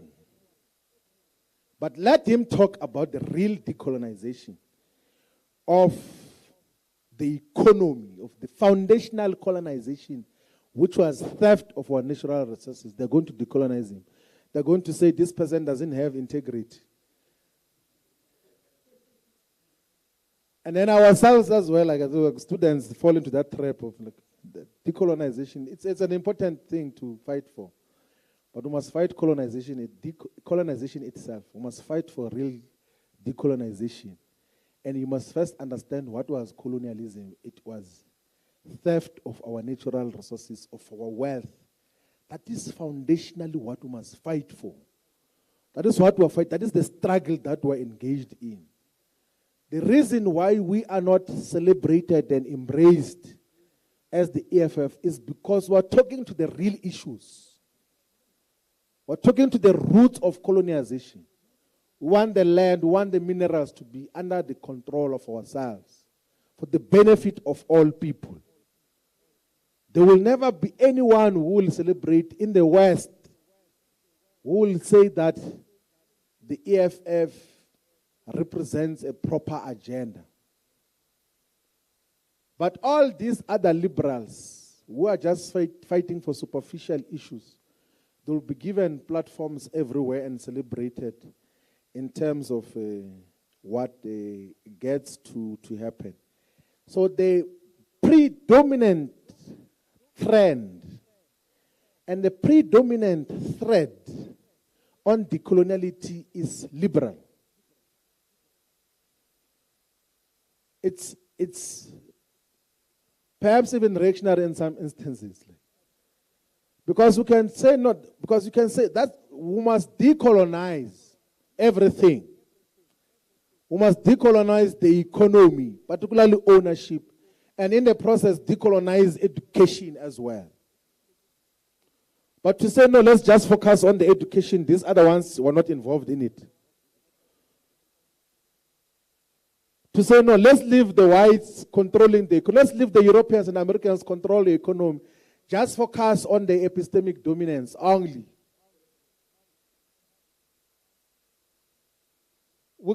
It's a wrong approach in terms of how the entire scholarship and the excitement around it is being handled. And we should take a far much more deeper understanding in terms of how all of these issues have to be dealt with. Let's continue to engage fighters. I think we have covered a lot of things. Let us continue to be inspired by Marx, by Lenin, by Fanon. Let's continue the fight. Victory is going to be certain. And of course, we must be very patient in terms of how we should handle this. But dialectically, we must be impatient as well. We must be impatient in terms of the pace of progress that is being made. Let us get to feed ourselves. That is my emphasis to political education officers. That feed yourselves and sit on front of television and watch news for the whole day. And be fed the whole day. You are going to end up believing those people. Like, that is where you're going. They are going to be the ones who shape your perspective. And then you sit on social media the whole day. And then in EFF meetings, you then become the spokesperson of those people on social media. That no, this thing of open borders is a problem. Without appreciating that this is the only way we're going to develop the entire African economy, collectively. So, but when you, and that is how it is. We carry an obligation ourselves as leaders of the movement, as activists of the organization, to go and impart proper class consciousness and proper appreciation of just what will be the benefits of Pan-Africanism, of a pan-continental project, which is going to empower all of us. We are stratified now into 52 or 53 countries. Where are we as a continent?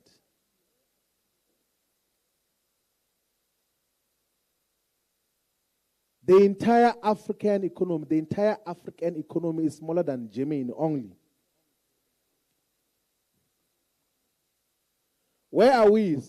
So if these borders are helping us to do what? Who amongst us is developed? Who amongst us has got some autonomy to develop our own productive forces? From Nigeria, Ghana, Burkina Faso, Senegal, Togo, Mali, Rwanda, Burundi, Uganda, Tanzania, which is an exemplary economy in the entire African continent that is developed fully. So we need to turn the borders into bridges of integration. Thank you very much.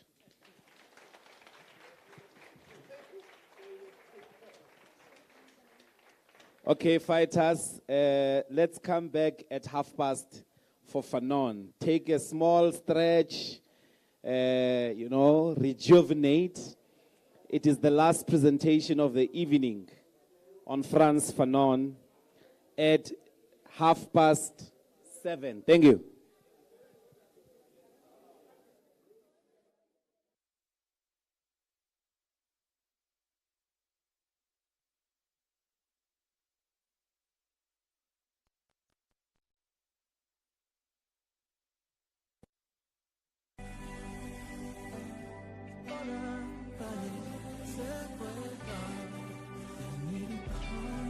Freedom in a lifetime, lifetime. Lord God, have your way in our lives today. We cry out to you. As a nation, we need you. So young, God.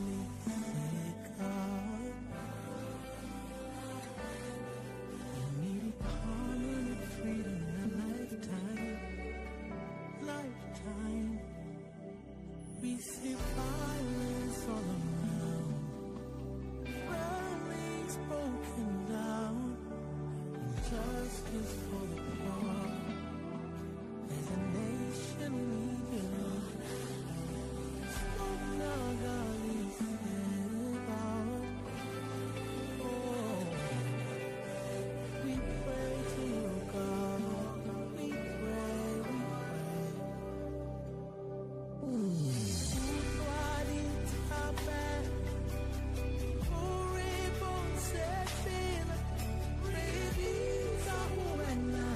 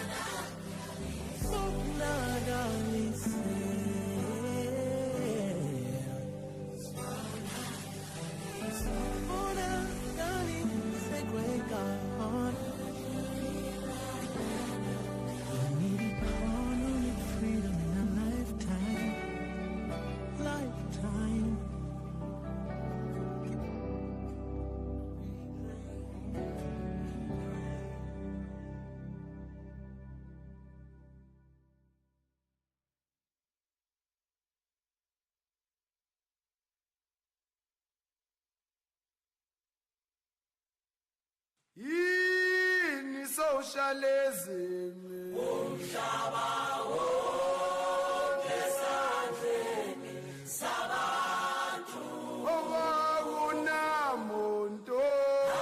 akunamuntu ophethe umhlaba yini socialism umhlaba wonke sandleni sabantu akunamuntu ophethe umhlaba yini socialism umhlaba wonke sandleni sabantu akunamuntu ophethe umhlaba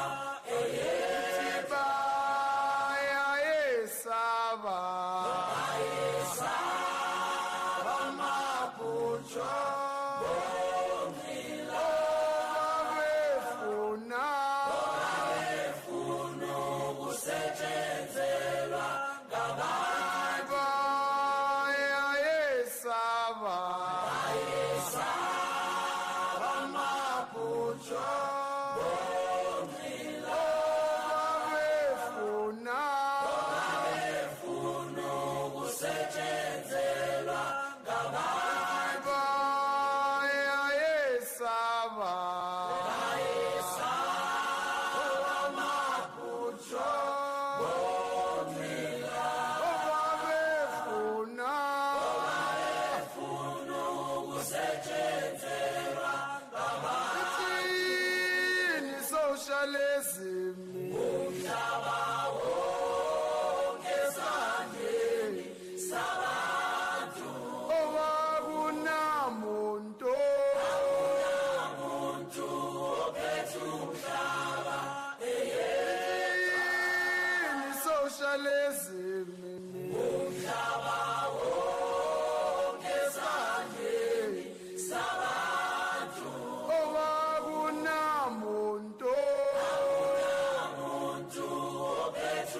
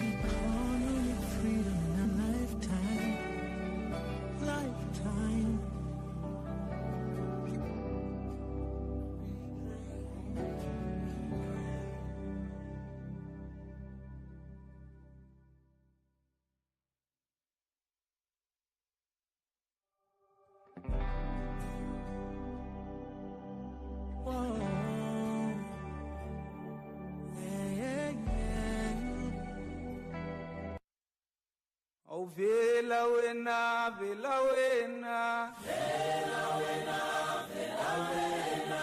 Vela wena, vela wena. Vela wena, vela wena.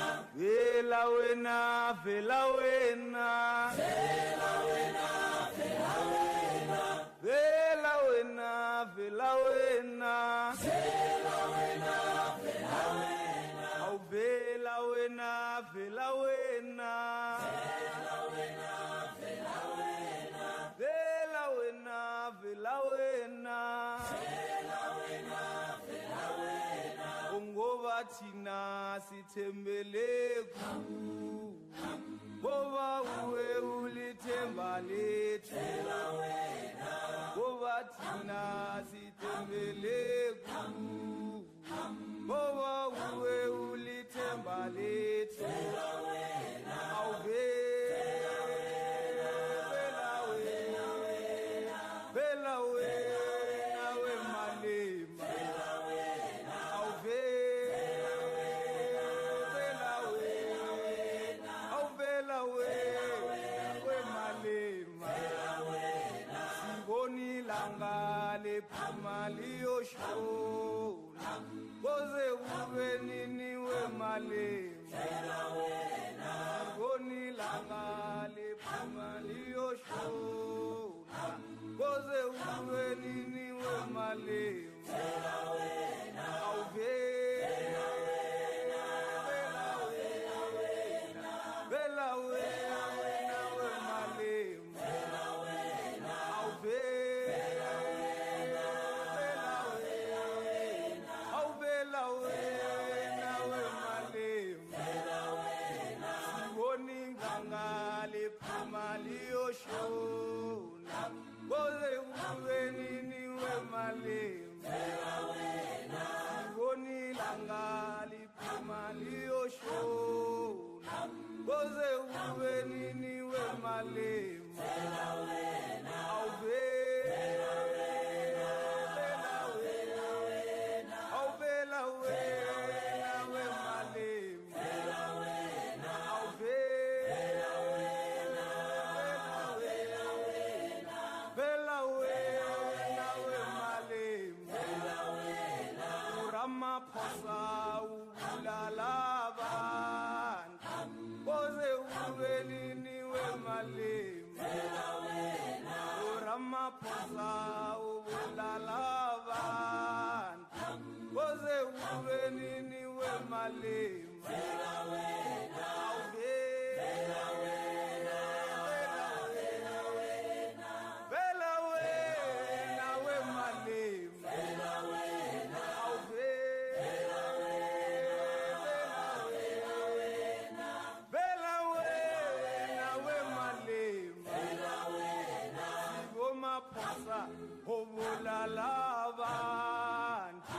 Koze ube nini wemalema. Vela wena. Ramaphosa obulala abantu. Koze ube nini wemalema. Vela wena. Vela wena. Vela wena wemalema. Vela wena. Vela wena. Vela wena wemalema. Vela wena.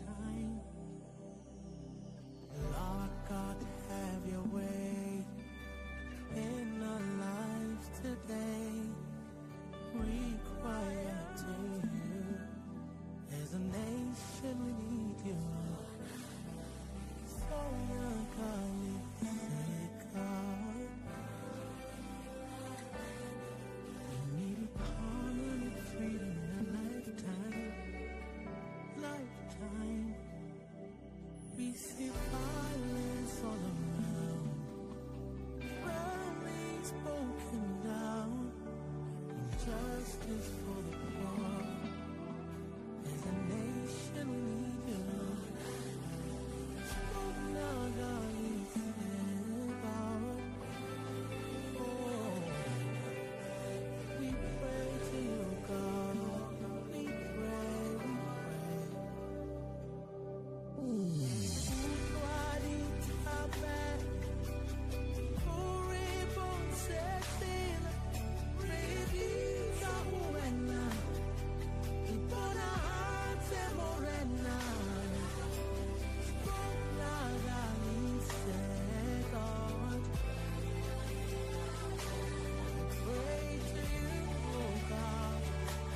we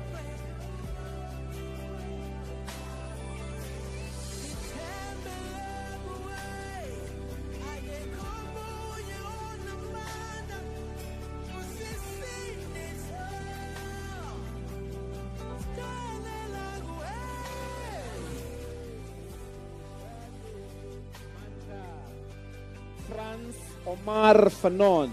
We're going to start with some basic biographical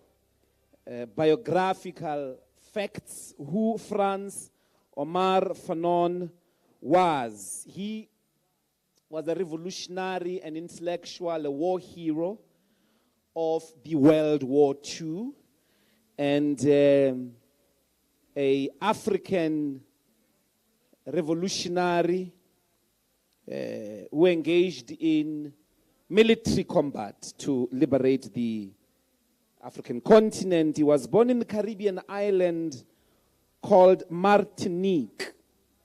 It's in the Caribbean islands there by the Americas between Dominica and St. Lucia. And Barbados is on the side like this. Martinique is between St. Lucia and Dominica. Frantz Fanon, he was born there, and to a father from West Africa, a descendant of West African slaves, and a mixed mother, mixed race. When he was born, Martinique was a French territory and practiced French assimilation. So everybody in Martinique believes themselves to be French. That is the sense of colonization that the French are very famous for. And at home, really, they could afford decent education. He was taught in class by Aimé Césaire, the father of the Negritude movement. Very important as well. At the age of 18, Fanon joined the Free French forces to fight in World War II against Germany-occupied France. 18 years to fight against Nazism. He fought in the Battle of Alsace, and he was wounded there, got an award, or what is called a medal, and as an honorable fighter, a soldier. So we're talking about a person who carried guns, okay? Guns and shot people in defense of an ideal. He's not like Nelson Mandela. This one engaged in, firstly, this particular battle in World War II at 18. And then returned then to complete his matric and went to study medicine and psychiatry in France in the University of Lyon.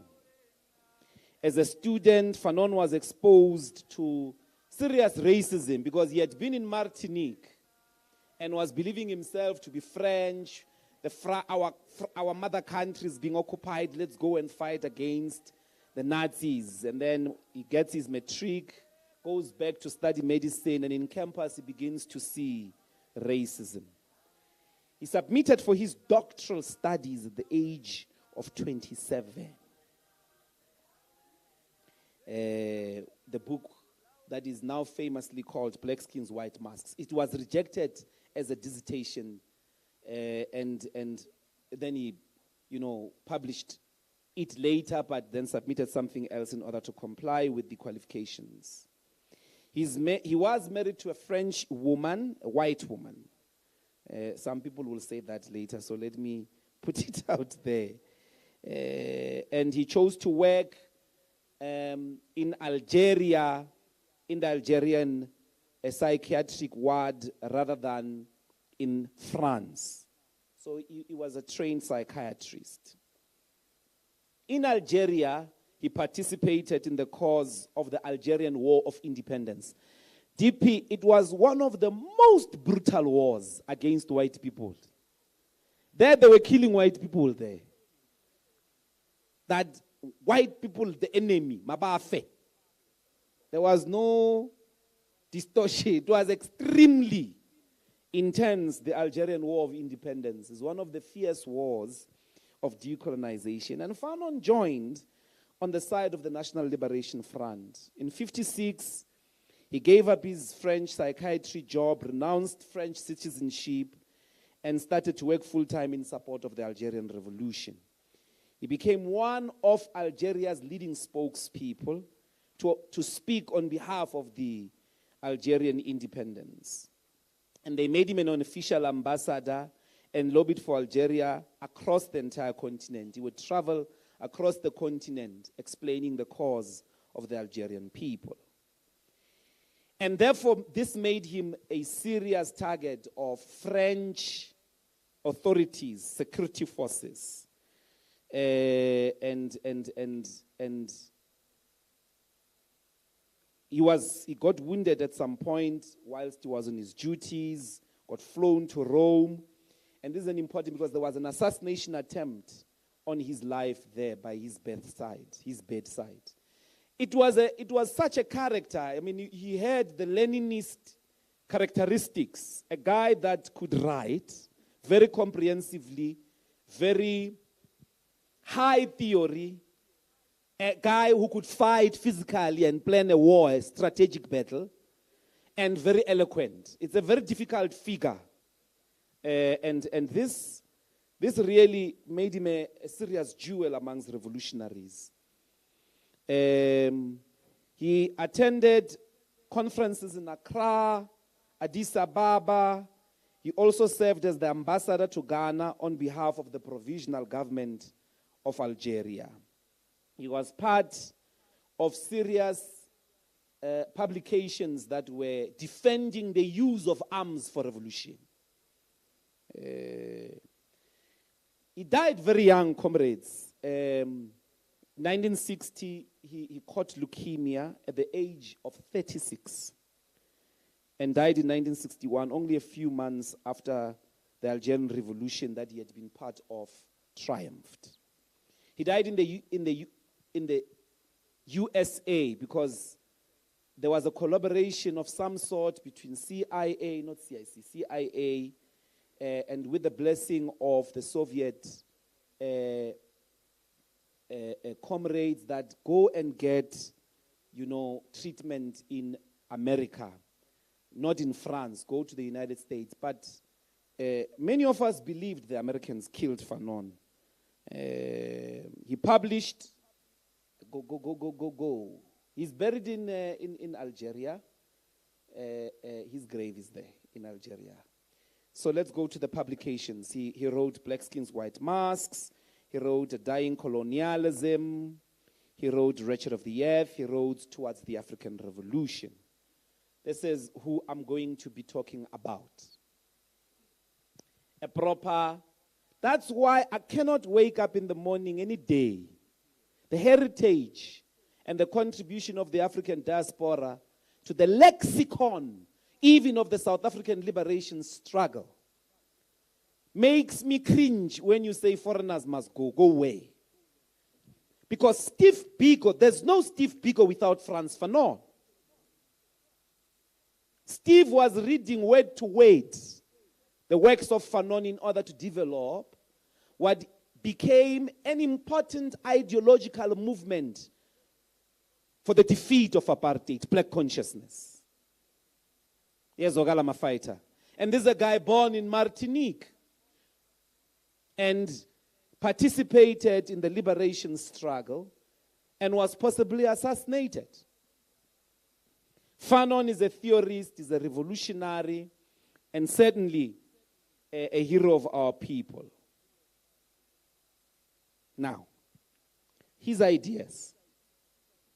I want to begin quite slowly with you. I'm not going to be very complex because we're preparing you to be able to explain these things to our people. And remember this at all times. Don't speak for yourself, for the satisfaction of your own intellectual selfishness. The ideas must travel. The ideas must be translatable to our people. What then is Fanon's? Why do we say we want Fanon as one of the ideological thinking tanks or think tanks? Or why do we say we draw our tools of analysis alongside Karl Marx and Lenin? I'm about to do that now. But I've got an interesting introduction. I want you to hear Fanon in his own words. With some of the, and I said this DP, I did try to warn all of us that try to have intellectual honesty by reading these people. So this is the first book, Black Skins, White Masks. In here, Fanon gives us an analysis of racism, a critique of racism, of a specific modern phenomenon of racial discrimination that comes alongside two significant historical global events, transatlantic slavery and colonial conquest. Okay? He's not analyzing racism in Rome. He's not analyzing racism in Egypt. He's analyzing the colonial conquest or the colonial encounter or the oppression of black people specifically produced by these two important international events that had a global impact. Transatlantic slavery, which happens from around the 1500s, as well as colonization. Okay. Now, I'm going to page, it's Roman figure something. These things are a bit difficult for me sometimes. But I'm going to read Fanon in the introduction of Black Skins, White Masks. Few extracts, then I will explain.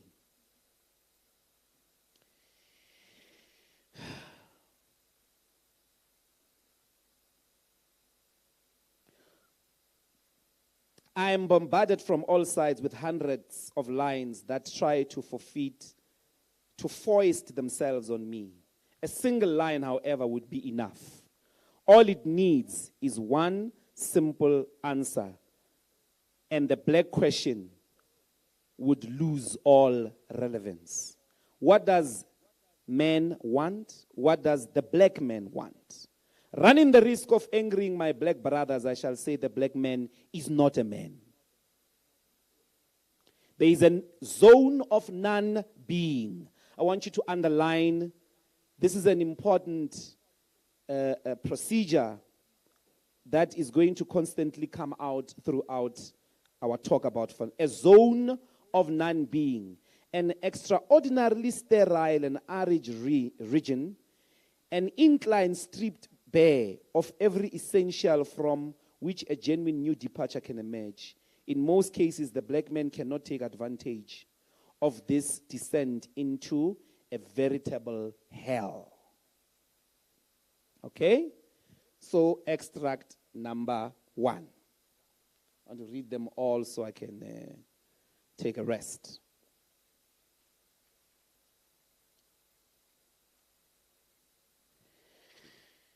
Okay, the black man, let's put this maybe from here. This essay will attempt to understand the black and white relationship. The white man is locked in his whiteness, the black man in his blackness. We shall endeavor to determine the tendencies of this double narcissism and the motivations behind it. At the beginning of our reflections, it seemed appropriate to clarify our conclusions. Our sole concern was to put an end to the vicious cycle. Fact: some whites consider themselves superior to blacks. Another fact: some blacks want to prove at all costs to the white the wealth of the black man's intellect and equal intelligence. How can we break the cycle? We have just used the word narcissism. We believe in the fact that only Psychoanalytic interpretation of the black problem can reveal the effective disorders responsible for this network of complexes. Okay? We're still in the introduction. Now, as painful as it is for us to have to say this, there is but one destiny for the black man, and that is to be white. Before opening proceedings, we would like to say a few things. The analysis we are going to undertake is psychological. It remains nevertheless very important. Pay attention. It remains nevertheless important, evident that for us, the true disalienation of the black man implies a brutal awareness of the social and economic realities. DP, this we must actually put in a poster. The inferiority complex can be described as a double process. First, economic. In the words of Fanon. I'm going to repeat that. The inferiority complex can be described as a double process. First, economic. Verstaan. Then, internalization of the inferiority. All right. Maybe there will be some salvation later on. Fanon in this book wants to be able to wrestle psychology from being concerned with blaming my soul for my own problems. That the problems of black people must be explained on the basis of some interiority. That maybe black people have a problem with the soul, they don't think properly. That is to accept the inferiorization that the colonizer himself has subjected you to. First and foremost, your inferiority is caused by the economic disempowerment that comes with colonial conquest. What is economic? And this is important because up to this point, people accept the liberal definition of economic to say, when we say class, we mean what economists are teaching at school. But when you go to political economy, is the means of subsistence. That which we need to survive. What do we use to survive? So the concept of economy is much more broad.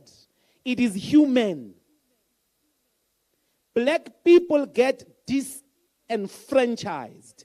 They get cut from the ability to reproduce themselves, from the ability to use life, the land being the primary, in order to continue living.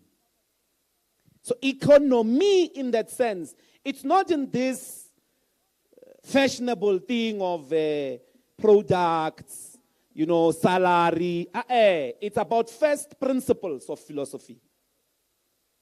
The means, colonization is first and foremost the process that cuts our people, that divorces them from the means of human subsistence. You are, in order to be human, no longer dependent on your own ability to work the land. You now depend on the colonizer in order to see tomorrow, in order to survive. So this concept of economy as well has to be wrestled from liberal economics because it's precisely why the left is fractured. That's why radicals are fractured. They're getting bogged down all the time in the entire discourse, even before Marx DP, before the economic discipline became independent academically. When we study economics, we study our relationship to the means of subsistence. The centrality being there. You cannot say that is economic reductionism. Then go and say we want the land, we are nothing without the land. What do you want the land to do? You want to do what with the land? To paint it? You cannot do anything without the land. You cannot be, in order to breathe, you need the land. To give birth, you need the land. In order to die, you need the land. And that is a means of subsistence. That's what economy means. That's why he says our inferiority is first a process of economics. Blackness, the colonizer uses the color of our skin as a means to domesticate a capitalist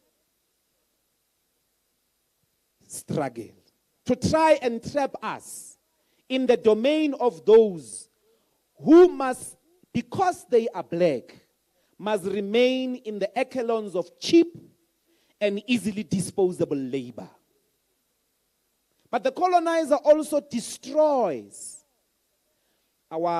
distorts or inferiorizes our culture, our language, our ways of doing things, such that to be black becomes equal to everything negative. And in the process, because of the colonizers' overwhelming technologies of civilization, the gunpowder, the steam engine, the boat, blah, blah, blah, blah. Because of that, part of what happens is that you've got the blacks that admire, in the process of being conquered, they admire the technologies and the ways of life of those that are conquering them. And deep in them becomes this desire that, yes, we want to be free, but really we want to be free to be like these people. But these people say you can't be us because you are black. To be able to do the things we do, you must be white. And you spend the rest of your life trying to justify how also you are intelligent. And you can never give a racist your certificate.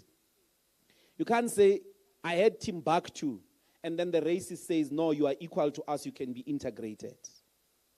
Because the first principle, they are not oppressing you. The benefit of their oppression is economic, is the control of your ability to humanize yourself. Does it make sense?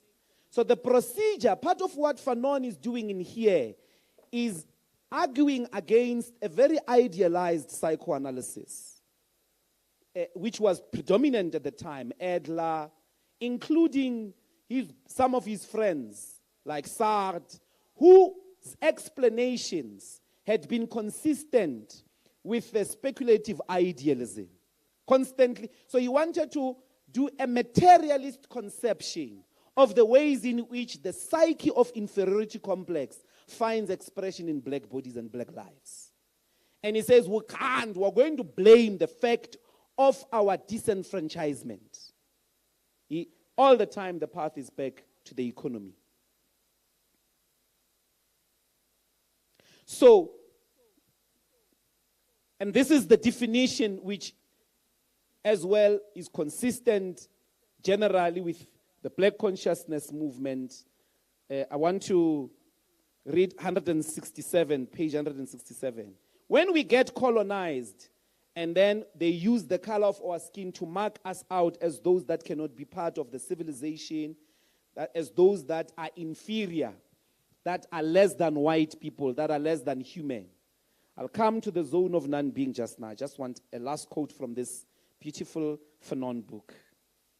Sbofunda. I had an interesting quote here, DP, about blackness as well. In Europe, page 167 of this, the black man has a function to represent shameful feelings, based instincts, the dark side of the soul. In collective unconscious of Homo accidentalis, the black man, or if you prefer, the color black, symbolizes evil, sin, wretchedness, death, war, and famine.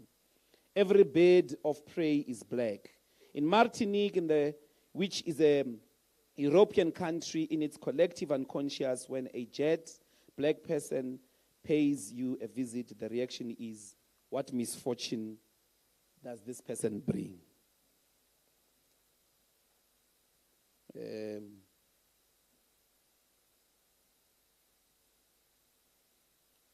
So that is important. Our blackness, was an nobody called themselves black before white people were in charge in the continent. So blackness is an invention of the colonizer. Is an identity the colonizer gives to you. How does it function? It functions in symbiosis with whiteness. As long as you've got whites, you need blacks, because whiteness is about saying we are not black. Wherein black means those who are inferior, those who we as whites have got the natural right to rule over, to run their affairs, to monitor. Everything that they do needs our approval. It's not enough until white people say, "Oh, very good, Tommy." And Fanon describes that in the process of living in that particular situation, I'm about to materialize it. We come to accept the white world as the only world that exists, as the only good world, as the only world with value, as the normal world. And then that our world is the negation, is the negative, is the other, is the evil. To be excellent is to be white. To be smart is to be white. To be clean is to be white. To be technologically advanced, to be morally upright, or straight. You understand? It enters into our entire vocabulary, as it were.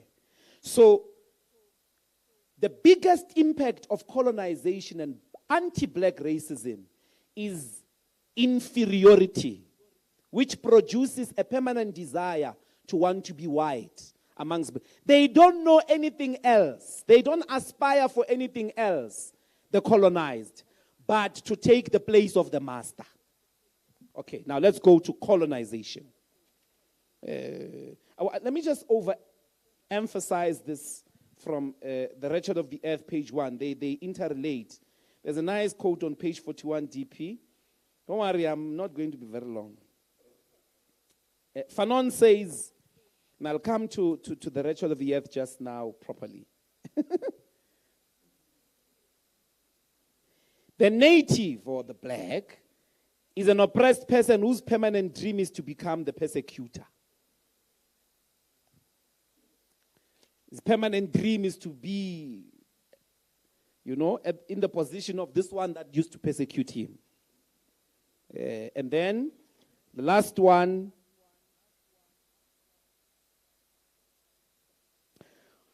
thus, there is very easily brought into being a kind of class of affranchised slaves, or slaves who are individually free. What the intellectual demand is the right to multiply the emancipated and the opportunity to organize a genuine class of emancipated citizens. On the other hand, the mass of the people who have no intention of standing by and watching individuals create their chances of success. What they demand is not the settler's position or status, but the settler's place. The immense majority of natives want the settler's farm. For them, there is no question of entering into a competition with the settler. They want to take the place of the settler. They want to become the settler. This is a big problem created by racism. The psychological effect, the damage in consciousness that is caused by colonization alienates us from ourselves, makes us want to escape our black bodies, makes us look down on our black bodies, makes us want to be white, Because the white people, in designing a colonial world, they create a world where everybody must be white. So you turn white or you disappear. Kama ka re betha di escamela, kama ka re nyaka o bulela sekgowa se botse, kama ka re etsa di step 1. I mean, no wonder the most loved politician to come back, pseudo-politician as a matter of fact, is a guy who used to advance and encourage black people to use step 1, who was successful in making us, our hair, look like white hair. And this is the person who is at the center of us hating each other. Because babulawa ke bolwetsi ba kelello ele ya o nyaka o ba makgowa. Ntho engwe le engwe e botse ke makgowa. Right. Colonization. You find a proper explanation of colonization in the Wretched of the Earth. Very powerful. And I did want to... First and foremost, colonization is a violent conquest. Actually, the entire colonial machinery is a machinery of violence. And there's no way of interacting with that machinery by roses.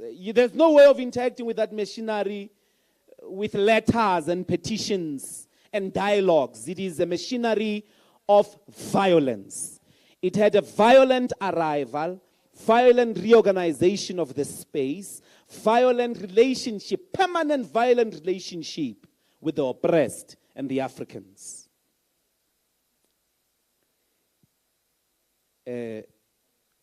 So, colonization, number one, every law, and I'll read, it's nice to always read. On page 29 concerning violence, I'm going to come to this important thing. Fanon talks about the colonial order of things. What happens in the colony? He gives us a proper critique that when we are colonized, what happens to us? Ne? What happens in the colony and the effects of that on our general inferiorization. Everything about us, in comparison to white people. There's nothing, powerful about us. Or they go to no, but at least, mas nga shayong go, matinas nga bantu bo moya, blah, moya uteng man li Europe. There's moya everywhere. Yeah, no, but us, ancestors, there are ancestors in Japan. There's proper ancestral worship in Japan. No, but us, religiously, mchana, trying to convince yourself that you are not conquered. That you are not, that your being was not obliterated. That you are not dealt in death. So, there's a nice quote here on 29. I want to look to it. The colonial world is a world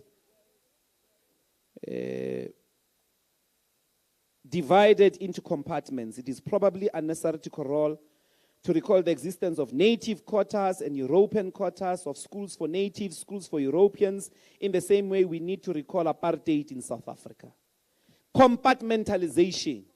The proper racial, the toilet at Makua, the toilet at Batubabatu, and the toilet at Batubabatu Kieti, Leafola, all the line. Tamakua Dibuma 7. And then Aona Mutafolang. Dikolo Tamakua, Dikolo Tabatubabatu. You study to become domestic workers, hence home economics. You study to become gardeners, Lydia Garden. Kakwa, ke artificial intelligence, ke robotics, the masters. You are training the masters this side. This side you are training the workers for the masters. The township and the city.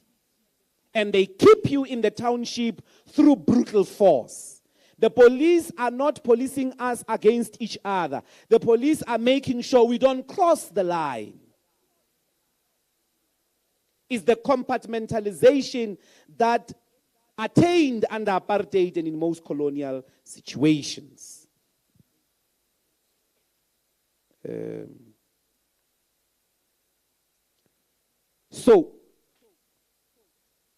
But this compartmentalization services a project of white life, of white ability to be closer and benefit to the means of subsistence. Comrades, just use this term. If economics is some evil terminology, the means to reproduce, to make human of us.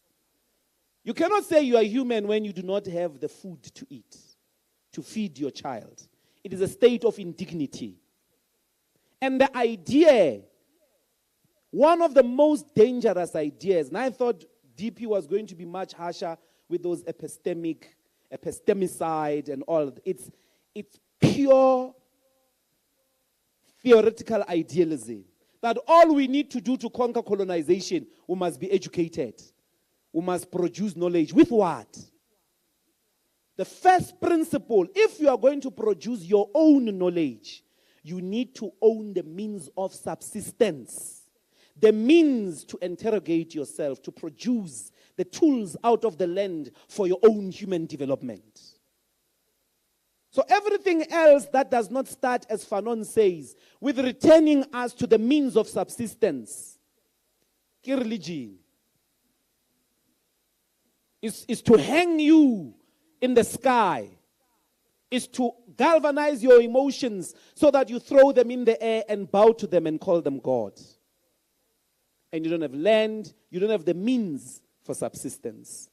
This situation of dismantling us from the land, of keeping us away from the means of subsistence, renders us as perpetual, cheap, and easily disposable labor. Does it make sense, comrades? And the entire ideological framework is that we suffer in this form because of the color of our skin. Fanon doesn't hide the fact that it is the greatest lie. If you accept that you are in this situation because of the color of your skin, you have bought into the lie. That's why we have black consciousness. Black consciousness is the refusal. The definition Steve gives us is refuse for people to use the color of your skin as a means to describe you as inferior. If you are not refusing, you are not conscious. So, black consciousness is a refusal. And you don't just refuse, you galvanize that we fight against the conditions that make us into a hated people, into a people that constantly hate themselves. Now, I think I'm almost at the end. DP, Fanon, beautiful Fanon. So Fanon describes this process of violence. And he says, there is therefore forms of reaction to this violence. And I want us to examine them very quickly. It's one of the most important chapters. Fanon is not for decolonization, by the way. This book is a critique of decolonization. He died before he gave a proper diagnosis of towards the African revolution. Fanon was going for revolution, not decolonization, by the way. But he had to critique the liberation movement, its modalities, its limitations. It had some progresses, but it had pitfalls. And I'm about to just go through that in a moment. So, says when these people are being oppressed, they deposit this violence deep in their bones. And they need an outlet. They can't go and fight the whites. The first thing that they do, they fight each other in the townships. It becomes the law of the knife. Criminality in the township is one of the outlets of that violence, which is at the core characterized by the same attitude the colonizer teaches you about yourself, that your life has no value, so you cannot see the value of the other black person. To kill them is like killing an animal. The quickness with which we kill is extreme, comrades. We were looking at the meta statistics the other day. You will realize when you've done so that South Africa has not been liberated. I want on page 44, there's something very interesting. It says, in colonial world, the emotional sensitivity of the native is kept on the surface of his skin like an open sore, which flinches from the caustic agent, and the psyche shrinks back, obliterates itself, and finds outlet in muscular demonstrations which have caused certain very wise men to say that the native is a hysterical type. But the first line, that we're all sensitive emotionally in the township. Ungibukeni? Ongibukayo masimbenja. People can die because they stepped on your shoes. Unganginyatheli wena, uyaziland malini wena. Dead. We are in a economics of exchanging serious emotionality, the ultimate of which, actually not ultimate, the first rule of which, I will obliterate you. Everybody has a gun, everybody has a knife. You can die because you looked a person badly. That's how sensitive black people are. Hambe shipini namhla njengamanje. Yaliwa. Don't look at my girlfriend. Usikantelela. Everybody is overly emotional. Fanon says that's a sign of people with the capacity to fight. But this spontaneous reaction is reactionary. Okay? First one. The second one is tribalism. He says the second spontaneous reaction is tribal feuds. Maybe I should read again, DP. I don't know. My reading is... I like the one I'll talk after, but this one has been properly explained most of the time, overly explained throughout. But let's do it.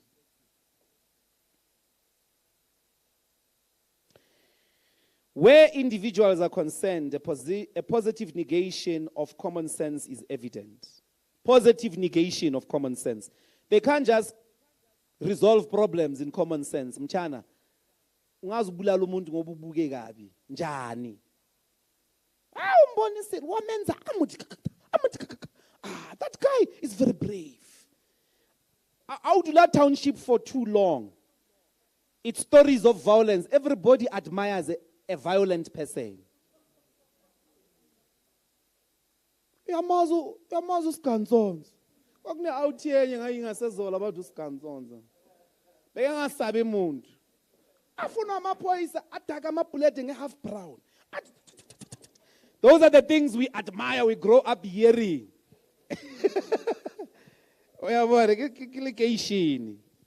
That entire franchise is a design. Is designed.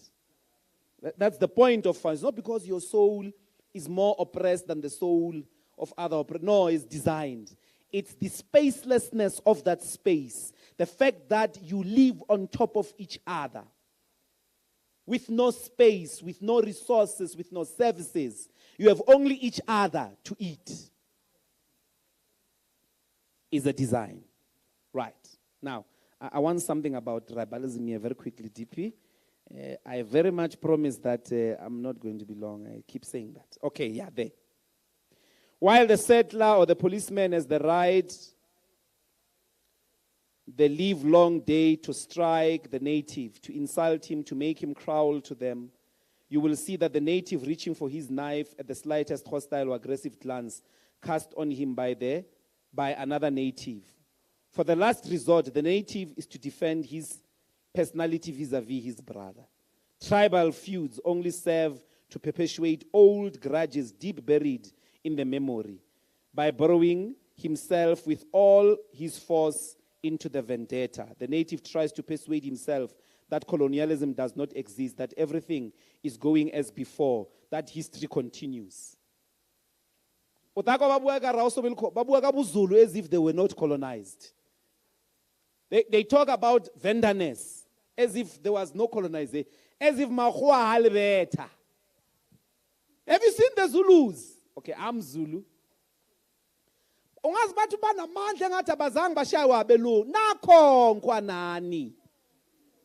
You used to be playboys and girls of the white establishment. But when you face other black people, there was never, these people are not the ones that were tribalized by colonialism yesterday. You live a lie. You are all conquered. There's no difference between you and your tribal other. Amatembu, as the Batembus, you know us generally. You know, we were the most sophisticated. We trained Shaga.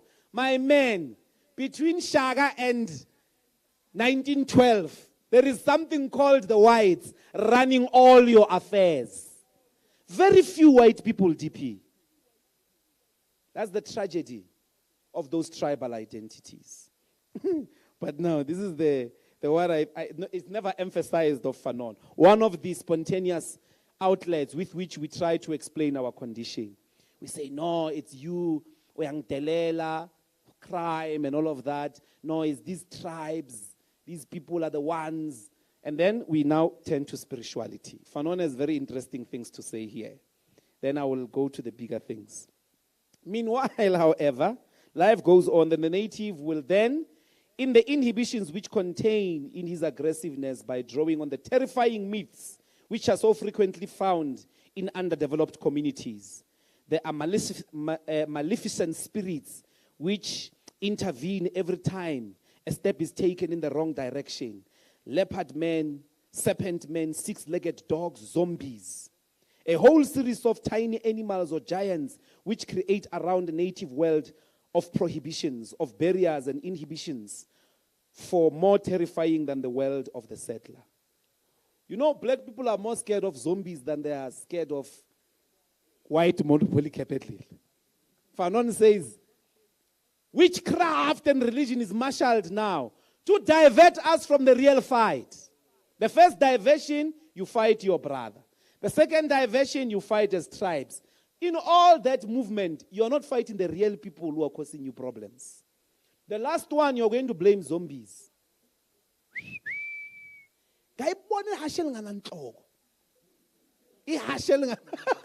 You'll hear those stories that make us terrified in the late hours of night. We won't discuss our condition, TP. We won't discuss why the reason we are poor, we are suffering is because the white people have put this and that system. We'll spend the whole night.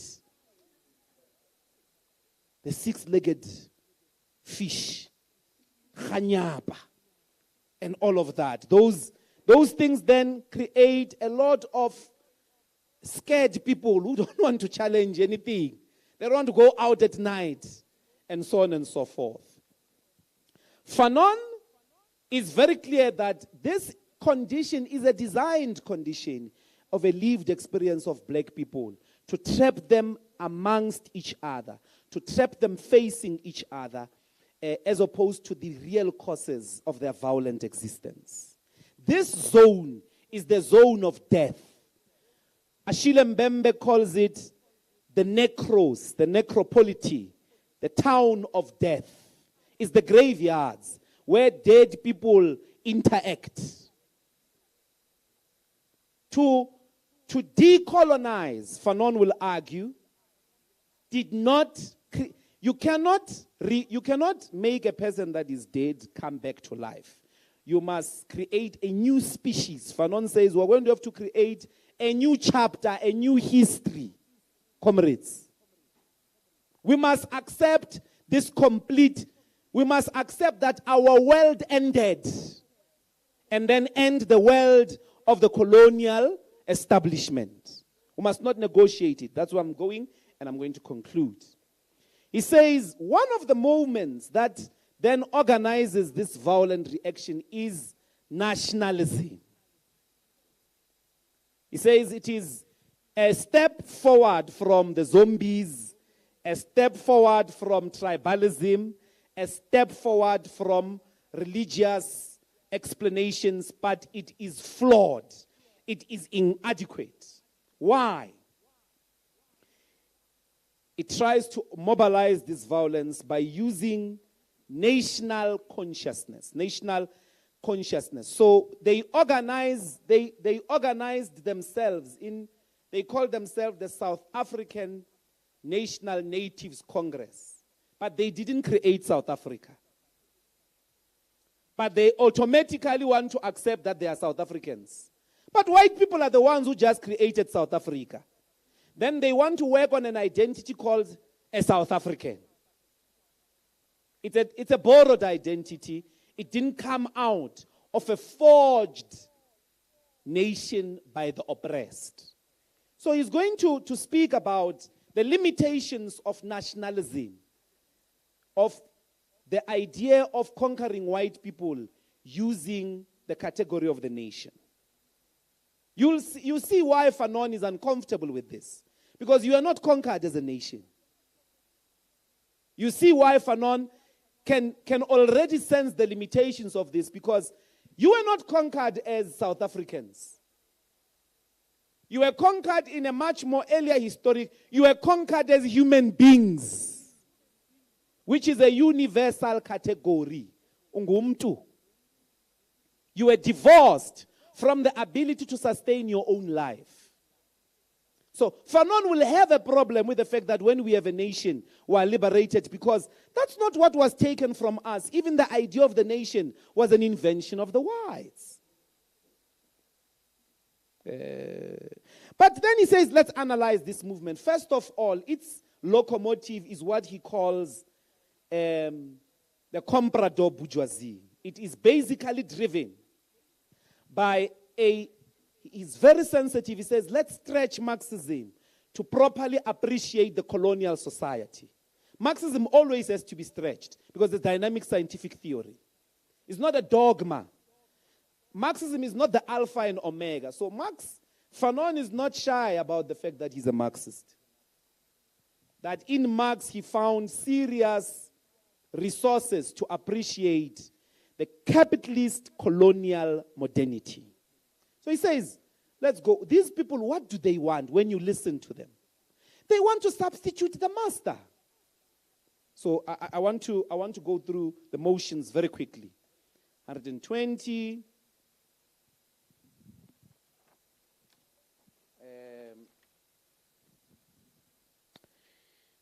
In the wretched of the earth. So the bourgeoisie that nationalism wants to create, it says it wants to create a national bourgeoisie. So in South Africa, it were called the BEEs. Ne? That is the central driver. That, no, comrades, let us have our own white bourgeois. Does it make sense? Don't destroy the capitalist bourgeois system. Let's have our own bourgeoisie, who are then going to, do the things that the other bourgeoisie are doing to white people. These ones will do those things for us. They will develop us. They will give us jobs. And Fanon says it's a very problematic thing, because the economic setup of colonization is that it's an economy of a conveyor belt.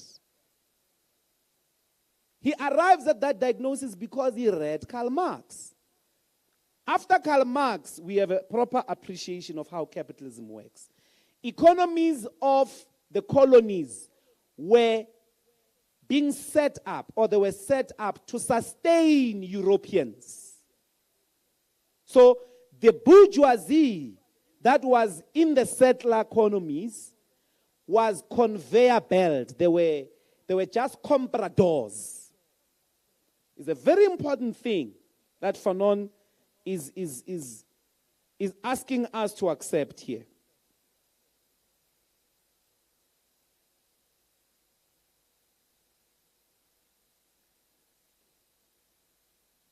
National consciousness, instead of being an all-embracing crystallizing of the innermost hopes of the people, instead of being the innermost and most obvious result of the mobilization of the people, will be in any case only an empty shell, a crude and fragile travesty of what it might have been. He's very negative of nationalists, clearly from the beginning in the pitfalls. Okay? And then, so in the process, I think, I don't want to be too long. I want to conclude in the next two examples. 125, yeah. So let's read this so that we can then take questions. 41, yeah. It's got a very dim view. I think this encapsulates what happened to nationalist movements across the continent, even in Latin America. The bourgeoisie, similar to that to that which developed Europe, is able to elaborate an ideology and at the same time strengthen its own proper power. Such a bourgeois, dynamic, educated, and secular, has fully succeeded in undertaking the accumulation of capital and has given to the nation a minimum prosperity. Now, here comes the thing here. In underdeveloped countries, meaning colonized countries, we have seen that no true bourgeoisie exists. There is only a sort of little greedy caste, avid and voracious, with the mind of a huckster, only too glad to accept the dividends that the former colonial power hands out to it. This get-rich-quick middle class, those things Thabo Mbeki used to say, I was reading here. Okay, this get-rich-quick middle class shows itself incapable of great ideas or inventiveness. It remembers what it has read in the European textbooks, and imperceptibly, it becomes not even the replica of Europe, but its caricature. Final paragraph. The struggle against this bourgeoisie DP of the underdeveloped countries is far from being a theoretical one. Fanon has a very dim view. It is not concerned with making out its It is not concerned with making out its condemnation as laid down by the judgment of history. The national bourgeoisie of underdeveloped countries must not be opposed because it threatens slow development. It threatens to slow down the total harmonious development of the nation. It must simply be stoutly opposed because literally it represents nothing. It's good for nothing.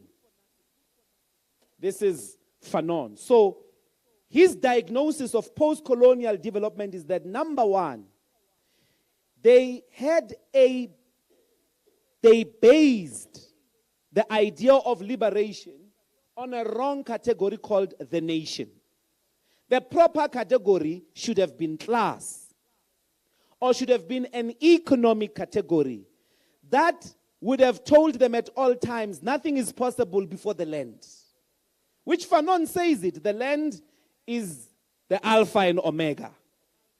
It would have told them, you cannot speak liberation until you have the means of subsistence.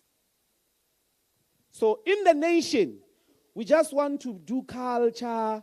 He says, hey, these people, they change national anthems, they change streets, they celebrate street names and so on and so forth. Half the time, the streets that they didn't build. He says that in there.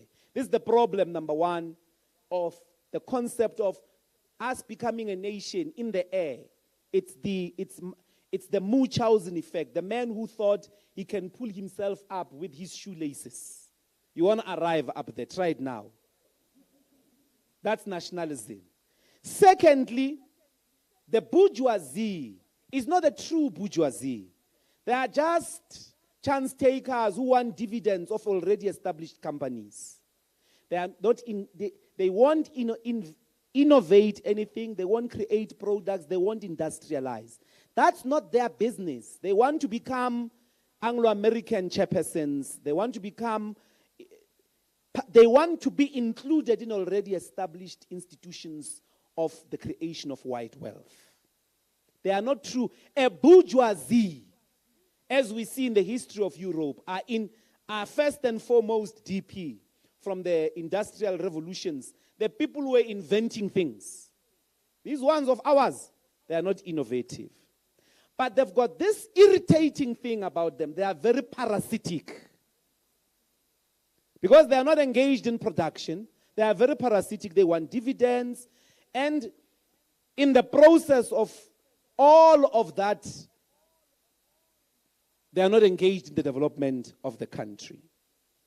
But the final point about the pitfall of nationalism, and the reason it must be rejected, the reason we must part ways with it, it has done its non-part.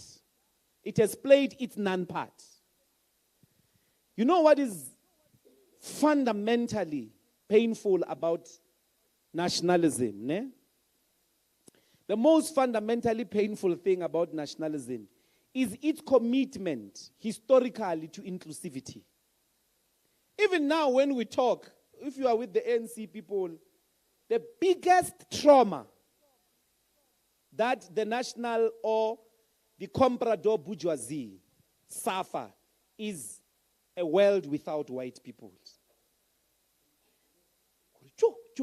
Comrades, let's not scare the investors. You know that trauma, ne? We must exercise it in the EFF. They think, these bridges. When we say let's do a revolution and the peasants and the masses are burning bridges, they're, you know why they are panicking? Because they don't think they can rebuild those bridges. They don't know how to. They've never had a program of building anything. So, oh no, we're going to ban these things. Look at France now. They don't hesitate, those whites. Because they know they've done those things. They're banning buildings, cars, blah, blah, blah. We don't want the age for pension to be reduced. They are fighting. If it was in South Africa, you're destroying the country. How can we destroy something we built? If we destroyed it, we can build it again. So if it takes that, and Fanon is very clear that they will not allow the destruction of the colonial setup, because at the core, these people are scared of a world without whites. They want permanent white approval, permanent white supervision. True revolution. Fanon was an advocate of a revolution. Revolution. What is a revolution? First premise of a revolution, reconciliation to the means of production. There's no humanity that can be debated outside of that. So, what we borrow from Fanon is one, understanding of racism and its impact to us as black people.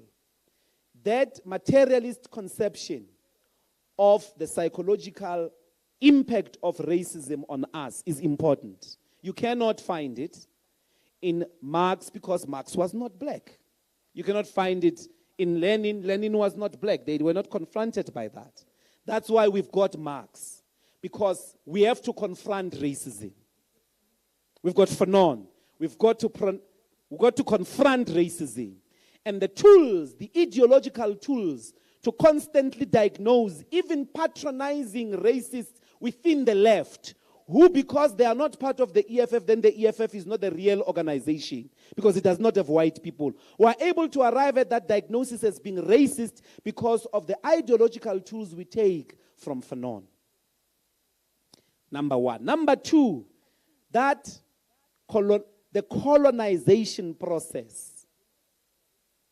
The colonization process, its violence, its compartmentalization, how the color of the skin was used to create a world. It was never going to be sustainable. And then finally, the critique of national liberation. That it is a liberation of substitutionists. And they work on a very inferior logic. We don't fight, comrades, for the nation. We fight for the people. You must read the EFF founding manifesto. I read even in the preamble there. We're committed to the people because humanity, first principles of philosophy, what is to exist? Huh? You don't exist in the idea. There's no such a thing. Our existence is very materialist. The wind is material. First and foremost, the land we must eat. We must be reconciled to the means of subsistence. How will we become or overcome racism? How are we going to overcome racism? How are we going to overcome an existence in which white people, we need white people for our own survival? We need the means of production. We don't need to be smarter. Being smarter won't help you gain any recognition from a racist. You don't need a decolonized curriculum. We can go teach you about, in fact, I developed some lecture theater at WITS. And people don't understand what apartheid's biggest genius was, DP. Apartheid, by the way, invested a lot of intellectual resources in the development of African languages. More than this government. There was much more Sesotho literature, Zulu literature. There was much more, even in terms of film production. Apartheid wanted you to stay being Zulu. It needed you to be Zulu. To say, no, I must learn about Mbambata, I must learn about my Zuluness, because it doesn't threaten them. It doesn't threaten them. Being Zulu doesn't threaten the white establishment. I'm sorry to tell you. You were Zulu and they conquered you. You can be Shangaan all you want. They are not threatened by that. If you want to be Shangaan, they're going to be very happy that we want to stay there in Gazankulu and be ourselves and learn about how we used to Dumpepo, how we used to, white people will be very happy. That go. That's what Bantustanization was about. It was you thinking, so epistemic liberation, that does not reconcile us to the means of production. It is not liberatory. It is not revolutionary.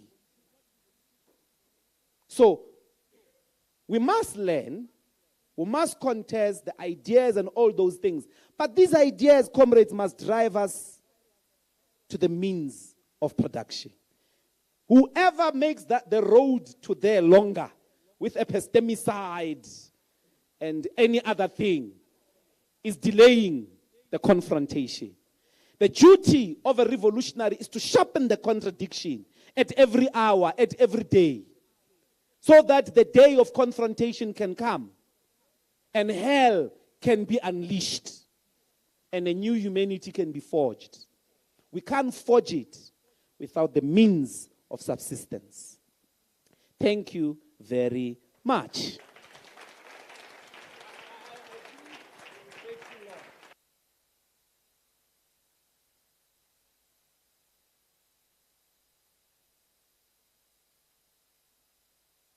The problem with being junior is that I must now take questions myself. Okay, let's take, comrades, it's 20 to 9. We have dinner at Tembi. I think it's 9:30 or 9. We can take it at 9. We can take it at 9:30. We've done very well with the time. You must give yourselves a round of applause. Yeah. 9:30, we are going to break. Before we break, I will say a few words about the exam so that I can satisfy our teacher in the chairperson of Limpopo. The marks and stuff like that. Should we take questions or comments? There is number 1.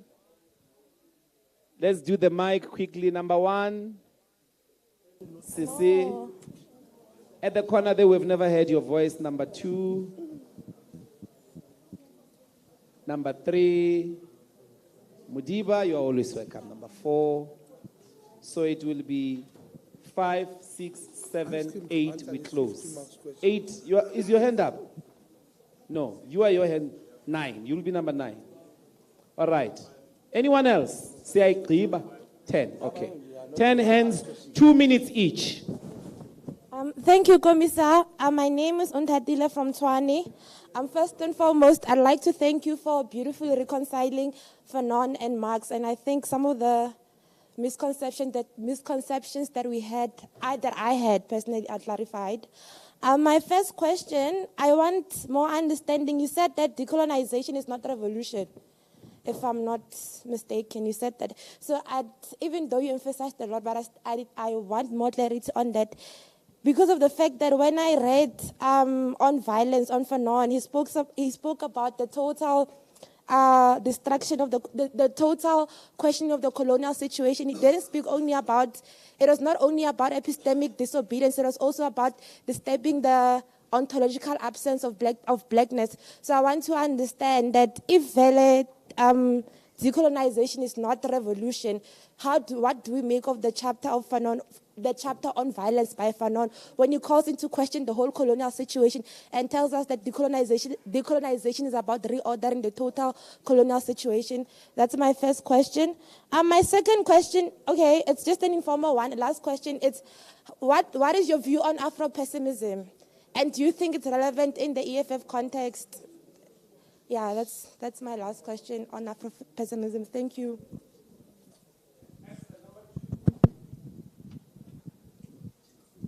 Thank you very much, Commissar. My name is Balin Tumisani, PCT of Gauteng. It's not a question, I just need you to take us through, or at least elaborate on what Fanon wrote in The Ratchet of the Earth, where he says, this world divided into compartments, this world cut into two, is inhabited by two different species. The originality of the colonial context is that economic reality, inequality, and the immense difference of ways of life never come to mask the human realities. When you examine at close quarters the colonial context, it is evident that what parcels out the world is to begin with the fact of belonging to or not belonging to a given race, a given species. In the colonial, or in the colonies, the economic substructure is also a superstructure. The cause is the consequence. You are rich because you are white because you are rich. This is why Marxist analysis should always be slightly stretched every time we have to do with the colonial problem. And then it just says everything up to and including the very nature of pre-capitalist society, so well explained by Marx, must be thought out again. I would like you to elaborate on this.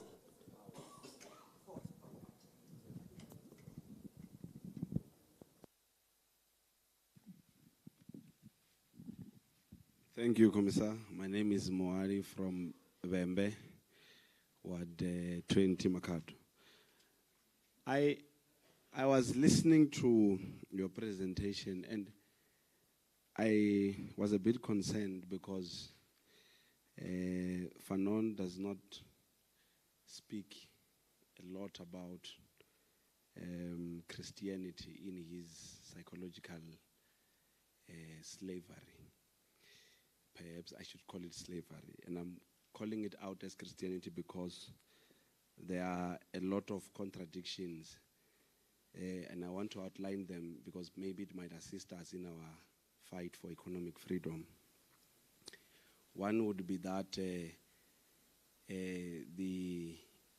the Israelites would be moved from Egypt to their own land, which is Canaan, and which then supports our fight for our own land and the ownership of all its resources. But the teachings of Christianity that then sort of like suspends the fight for saying that we are going to get streets of gold in heaven and all those other promises that then takes over 1 billion people on earth away from the fight that we are waging here on earth. and perhaps even over 80% of the population of our country. In that even everything that we do as a fight for economic emancipation would be seen by Christians as something that is shameful and must not be done. Perhaps also because just the thought of Jesus as a black person is difficult to accept amongst Christians, in that he is white, and also to attack the white man would be to attack the Lord or our master. My question now is to say that how do we teach Africans or blacks to accept themselves and fight for their land with Christianity right here? How must we look at it? Because there is this conflict, internal conflict, as I sit here now. How must we look at it, and how do we do it without causing serious tensions amongst our people and the greater population? Thank you.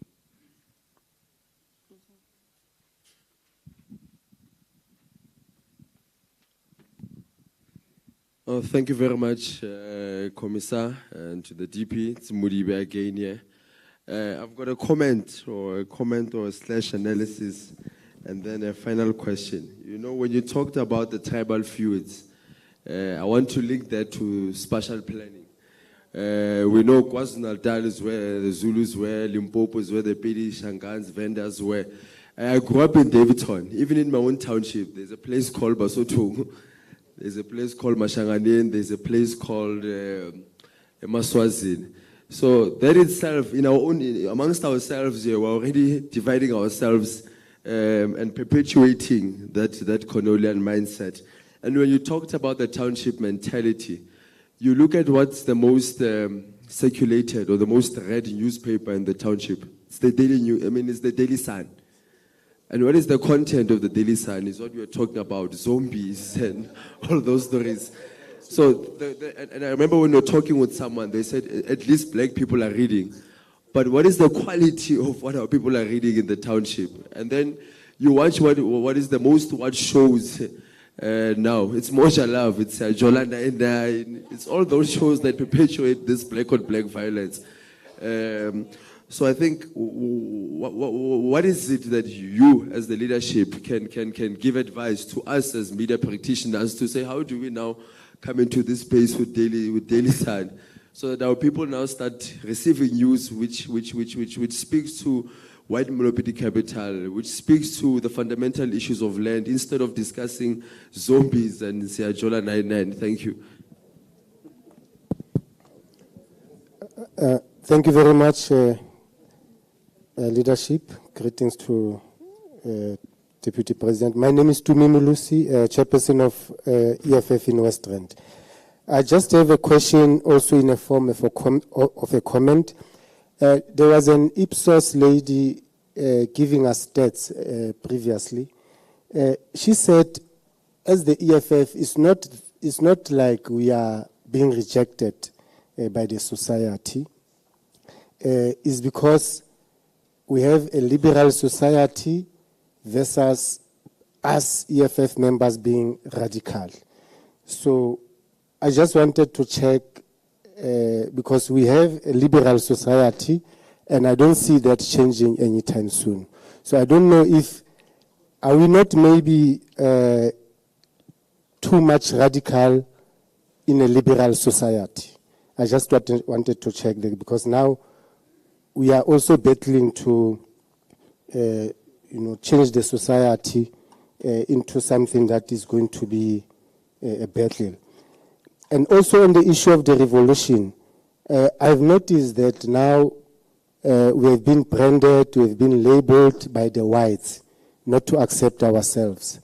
And I see now that the changes in terms of the revolution must start from within ourselves. So the revolution is no longer outside there. It's now within ourselves. We have to revolutionize ourselves, because the damage has already been done, as the doctor explained that psychologically we have been damaged by these whites. Thank you very much.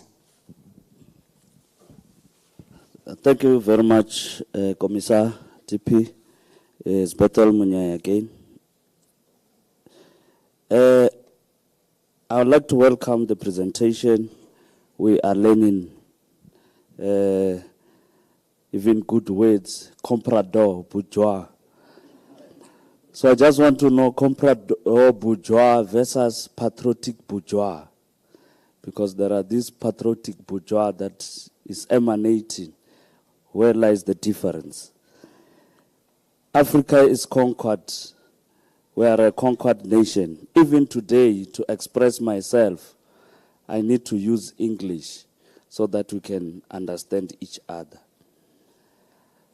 So I said to the EFF, let's push the issue of a language, because there was this motion that we need Swahili to be a common language as Africans. I must be able to go to Tanzania and talk to the Tanzanian, go to DRC, talk, not necessarily talking English, but Swahili, so that we can able to communicate. We need a borderless Africa. Why I cannot have a friend in Nigeria and go to Nigeria without going to book a hotel that belongs to the British?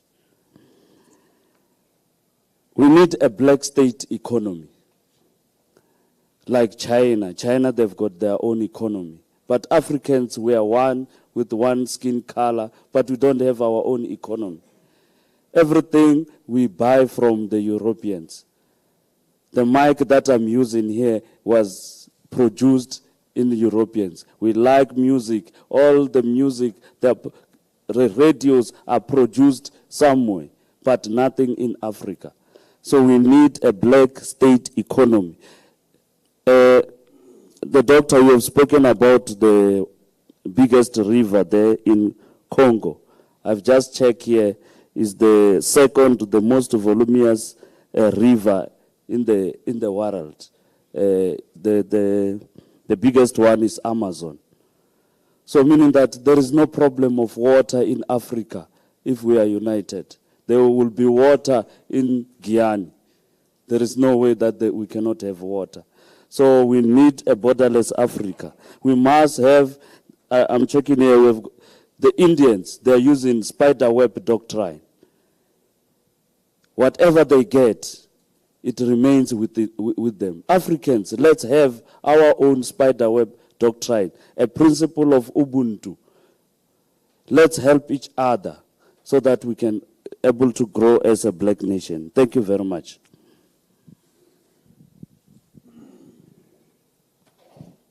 Thank you very much, Commissar.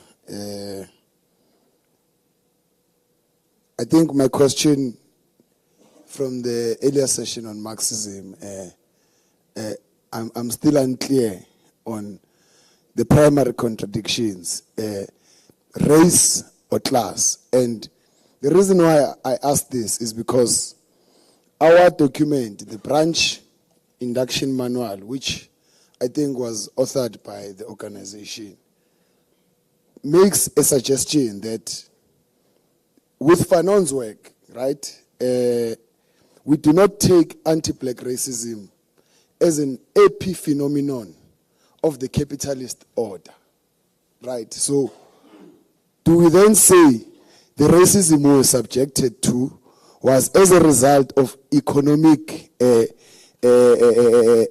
interests of the colonialists at the time who took our land and means of production?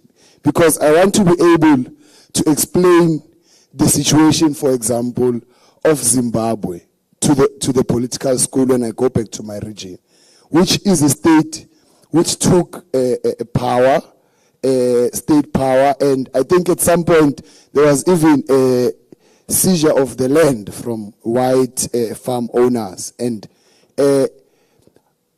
what was peculiar about Zimbabwe? Basically, can we take state power, and what is going to inform our approach and the relationship with the dynamics around the country? And I think you spoke at length about it when you spoke about the need to integrate the relationship between African states as opposed to cooperation, because there must be a concerted effort to try and make sure that the agenda that we are pushing is not undermined elsewhere and the white voice is finding expression through another African state. So does the fact of acquiring a state power make racism completely disappear? What is going to help us address the historical injustices that were caused by racism? Because it seems to me that to acquire the means of production is not merely enough if there is no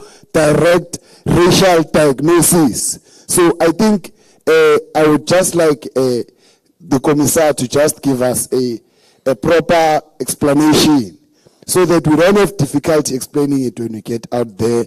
What is the primary contradiction? Is it class or is it race? Thank you very much.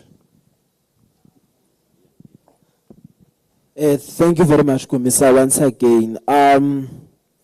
Commissar, I think I need guidance because this is what I normally say and I believe. First of all, Commissar, I am of the view that as black people, as this thing of racism classifies us, is it proper to say that the economy must be demolished in all means possible? Why am I saying so? It's simply because we are not benefiting anything from this economy. So the question I have is, if we defend the economy that we have currently in South Africa, why should we defend it? Is it okay to say that if need be that people are there to loot, to ban, I as the EFF member, is it proper for me to stand in their way and say no, they must not do it? And then secondly, why is it always that when there's a boiling revolution on the ground, we see the middle class being the first people to try and stop those people who want to distract the economy because they don't benefit from it? And then lastly, can you please explain to us the difference between xenophobia and Afrophobia? Thank you very much, Commissar.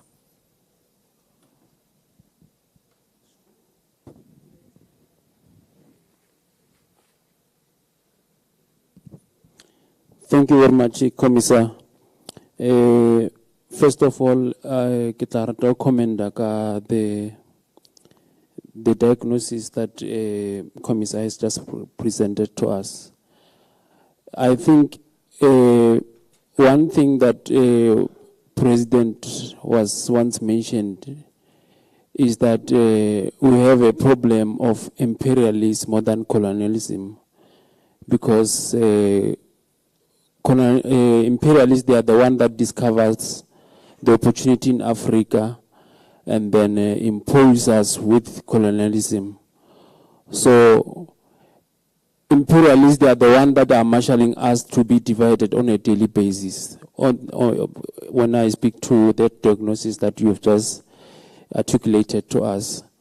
So here in South Africa, we have a problem because our own South Africa alone, we have multi-tribes, which we are still failing to be united.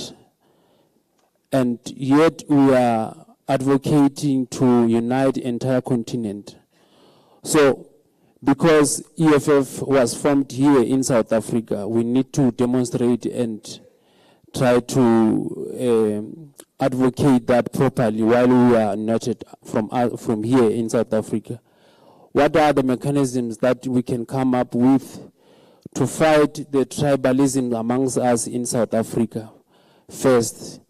And then we'll take this mission from this southern side of Africa up to the continent, because our own here in South Africa is still difficult, and imperialism is still dominant here in South Africa more than any other place in the continent.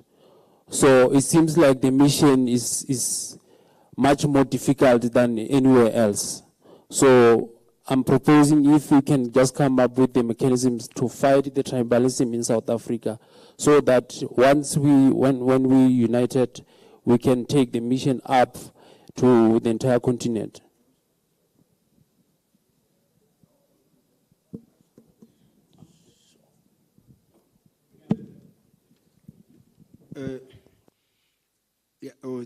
Thanks, Commissar. Ngeke sisayona sibonge kakhulu nge-indulgence, but because we were given a chance, we'll just speak to it. I think my question, Commissar, will stick to the Comrade Day of the Western Cape. Maybe I'll ask this differently. But in particular, it has to do with the reconciliation between class and race. The Deputy President has put it clearly that if we are to take anything away today, is that we must have an understanding that we are in a class struggle. Let's do this quickly for everyone's benefit. What is race?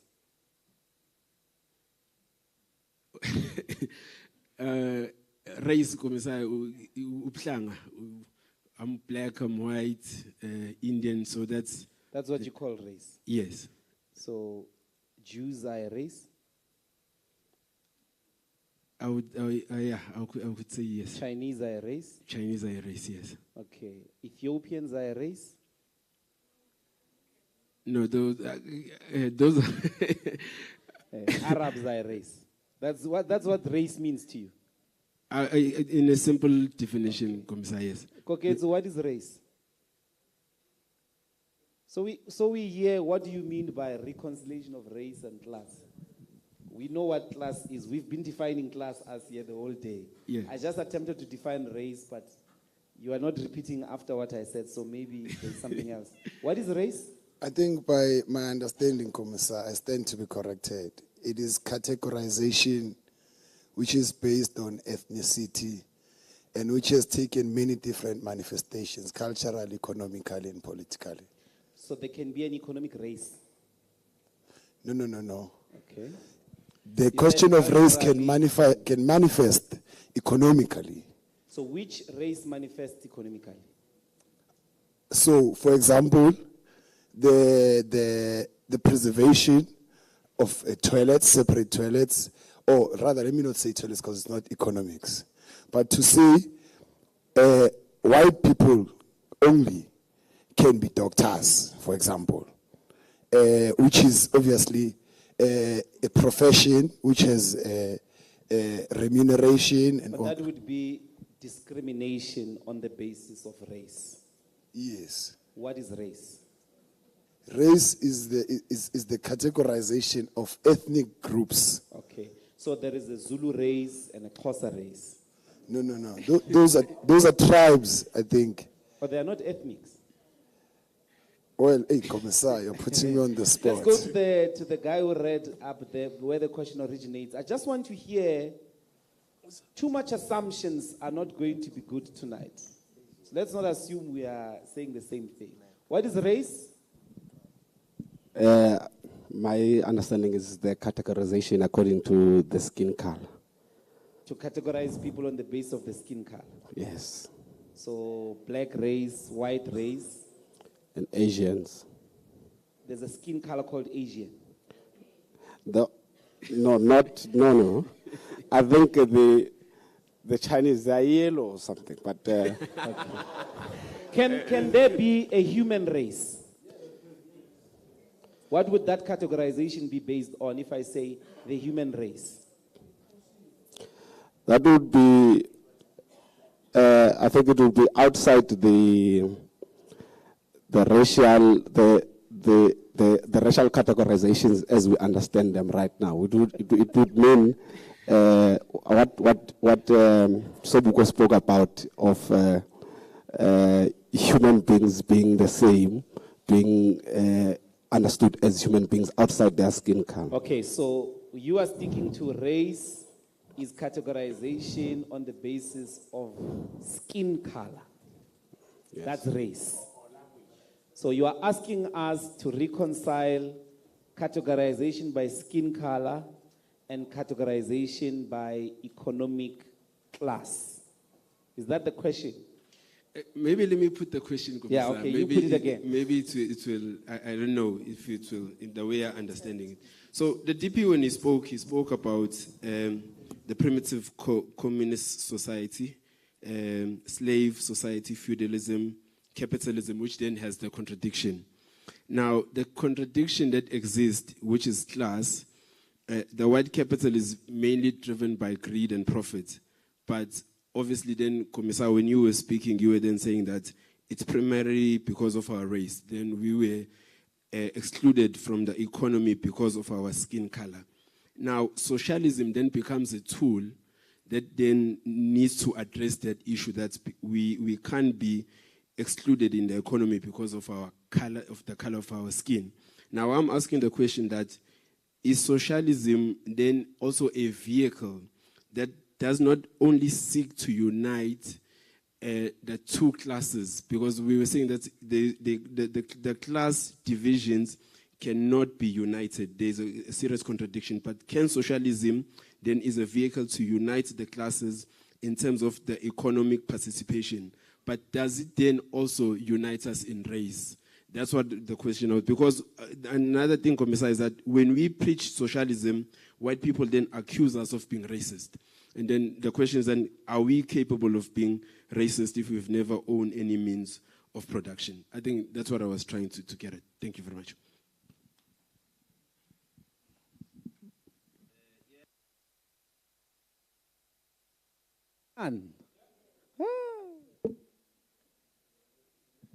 Okay, thank you very much, comrades. Very, very brilliant questions.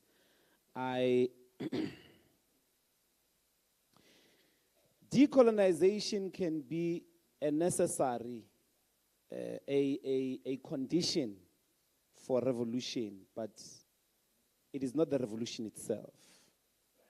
That's what we were saying. You cannot successfully call the colonial order of things using the concept of nationalism. You need a revolution. So don't be bogged down to it. Fanon is discursive in the way he writes. So the point is to,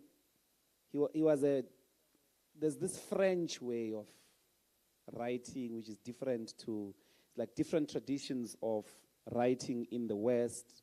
If they are writing from Germany and Britain, they write more systematic and blah. The French can lose you because of their verbosity and so on and so forth. So on his path towards a specific point, if you read him in Swahili's and you read him like a phrase monger, you won't get his project. His project, ultimately with the wretched of the earth, is to say that there was a hope in the nationalist movement for genuine decolonization. But the nationalist movement couldn't, and it rendered decolonization as just a substitution of one species with the other, without meaningful change. And what is this change that Fanon wants? Is the reconciliation to the means of subsistence.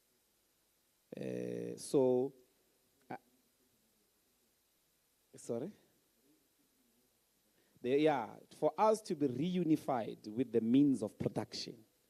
So I say means of subsistence, the other way to say it is the means of production. What are we producing with the means? We are producing life. You cannot be human without the means of production. You produce your humanity. What is this thing called humanity? Is the rest of these things. It's shelter, it's water, it's civilization and all. You can't do those things if you do not have access to the means to do those things. Let us have a different session about Fanon and Christianity, or actually religion in general. But I did speak about how Christianity or religion, even those things of ancestral forms of worship or prayer, can be marshaled to make us docile. The witchcraft, the what, they can be marshaled to make us not fight against the system. They can be abused. But whether in and of themselves are complicit, I don't know that Christianity's premises in and of itself, as a doctrine, it is complicit with capitalism. That's a long debate. That's a long debate that requires very, very serious theological preparation.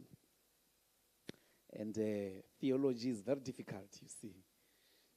I don't want to enter into it because DP is a theologian and he's right here next to me.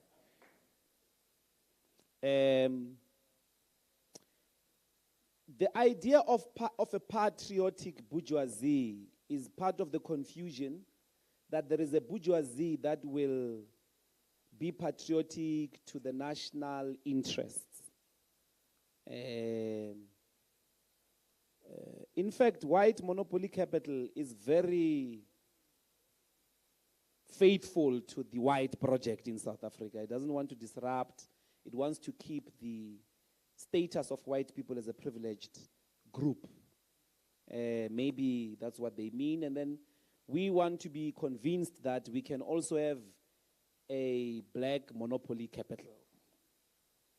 But a comprador bourgeoisie, what Fanon was describing as those bourgeois, and I said the example is black economic empowerment. They don't have really their own factories. They don't invent anything. They sit in boards, they get given dividends, and they facilitate a broader network of continuing to extract natural resources from the continent to sustain Europeans. So it's a conveyor belt. They are not really engaged in meaningful production.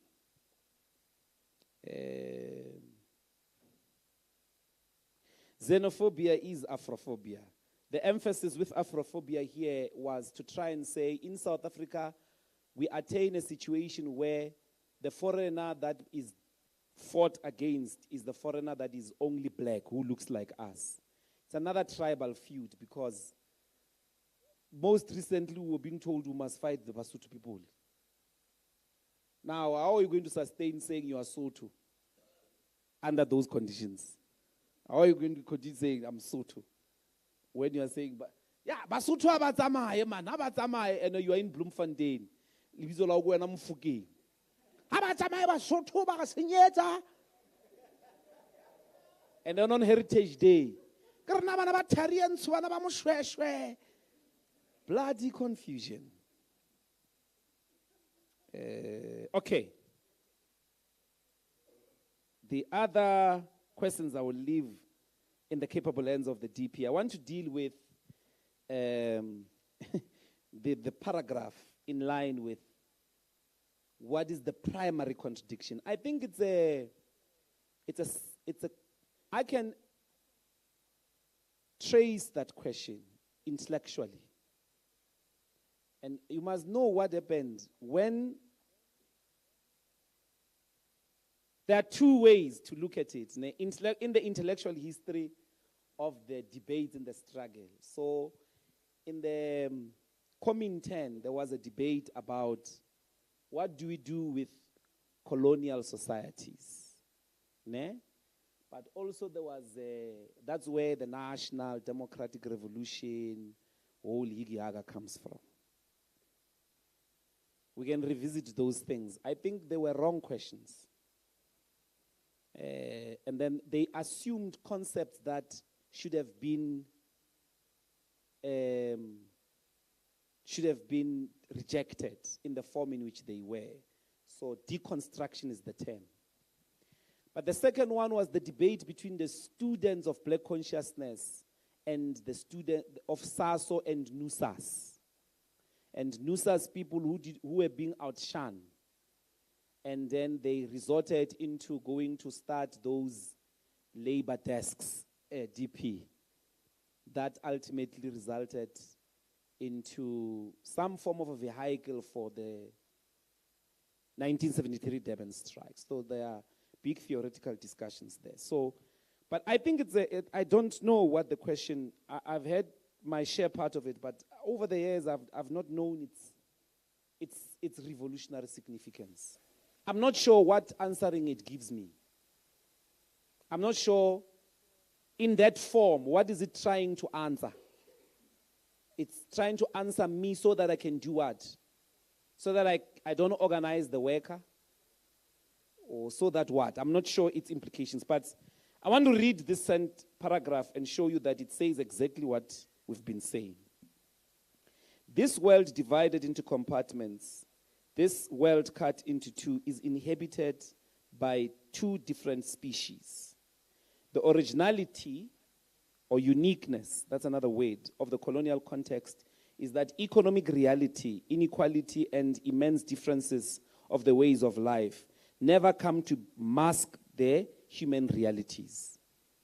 When you examine at the close quarters the colonial context, it is evident that what parcels out the world is to begin with the fact of belonging and not belonging to a given race.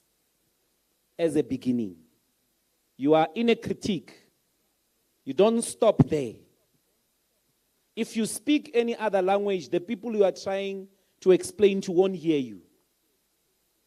Do you understand? So you have to begin with this reality, the lived experience. The mechanism of Marx is always use the lived experience of people to develop and raise them out, or rather, raise the levels of consciousness. So we begin with belonging and not belonging to a given race, a given species, different name for race for him. In the colonies, the economic substructure is also the superstructure. So the superstructure in capitalist societies are the law, the courts, DP, what else? Media, that normally mask the true contradiction that workers are suffering because they do not have the means of production. They are workers because they don't have the means of subsistence or the means of production. The cause is the consequence. You are rich because you are white. You are white because you are rich. This is why Marxist analysis should always be slightly stretched. I said this. The governing race is first and foremost those who came from elsewhere, who are unlike the original inhabitants. They are the others. Now, I'm going to explain again, as I said. One, do not work with a limited concept of economy, which only is what is taught in the economics departments of universities. Then we will agree with you. The problems of the economy don't explain the rest of the problems of society. The problems of that you are poor does not explain why you rape. That you are poor or you are rich or you have money does not explain why you are a psychopath or you kill or you enjoy. No, that's not, certainly, not everything can be reduced to economy, to access to your economic status. Completely agreed. But what is race? In this case, blackness, comrades, blackness was an invention of the colon. There were no black people. There's no a priori existence of blackness. It is a creation of the colonial situation in which the colony tries to make economic class to be about the color of the skin. That is the entire project. It is to domesticate economic status to the color of the skin. There's nothing worse than that. That was the point. That is, I don't know what else it was doing. So, the DP's hatred of his neighbor may not matter as long as DP can wake up in the morning, go to buy bread, take his children to school. You hate me, you don't greet me, that's fine. Until you're not greeting me, you're hating me starts to block my way to a school, my access to bread, my access to water, then we're fighting. Am I going to explain why white people hate us? Fanon says, why is that my responsibility? I don't have that responsibility. I have a responsibility to live. They are between me and the means of subsistence. So, colonization, the creation of a black race, has to do with creating you as people that must be permanently economically disenfranchised and in service of the existence of white people. In terms of the means of production, there is no debate about that. So we start that analysis already where the idea is we are poor, an economic concept, because we are black. But that's a creation. They created that. They made it so. It's not natural. It's not, they could have said you are, actually, Biko used to joke about it, like they could have said you are brown.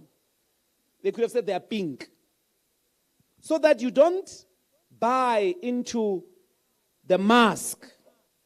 You don't buy into the mask. The mask is masking the fact that the importance of the entire franchise is to keep you on your knees, servicing their existence. And how do we service their existence? Cheap and easily disposable labor. Second part, there are psychological consequences to that alienation. There is a psychological consequences to the alienation for workers to be in an assembly factory, for an example. There are a whole set of psychological studies that come out in the ways in which workers get zombified. Whoever they are, whether they are Chinese, whether they are Asians, whether they are Africans, to wake up in the morning at 8, you go look at the machine, you come back, you watch a sitcom. You watch for 30 minutes Mzinwezi Nsizwa. Let's take proper sitcoms of the US. Give me an example of How I Met Your Mother. There is laughter there. There is canned laughter. They laugh the whole time. You don't laugh, nothing. At the end of the show, you feel relieved as if you were laughing. But the show was laughing on your behalf. It's proper psychological consequences, the damage that alienation causes. So, I would say to all of us, comrades, no, you cannot explain everything. And Marx doesn't say that, DP. Neither does Fanon. You cannot explain every problem in society on the basis of capitalism. So when we say race is not epiphenomenal to capitalist relations, that's fine. There is a hatred that has nothing to do with economics. There is a hatred between Zulus and Xhosas. That's racism. Fanon, when he says racism, he means those things in here. Tribalism is racism in Fanon's discourse, and so on and so forth. That when Andile Mngutama wrote, blacks can't be racist, I had a problem with it. Because if blacks can't be racist, but blacks can hate themselves, what are they doing when they're doing that? What are they doing when they turn on each other on the basis of the category of the fact that they are Zulu, Xhosa, and so on and so forth? But the extension of the argument was we don't have the means to be racist against whites. That's a different statement from generally black people can't be racist.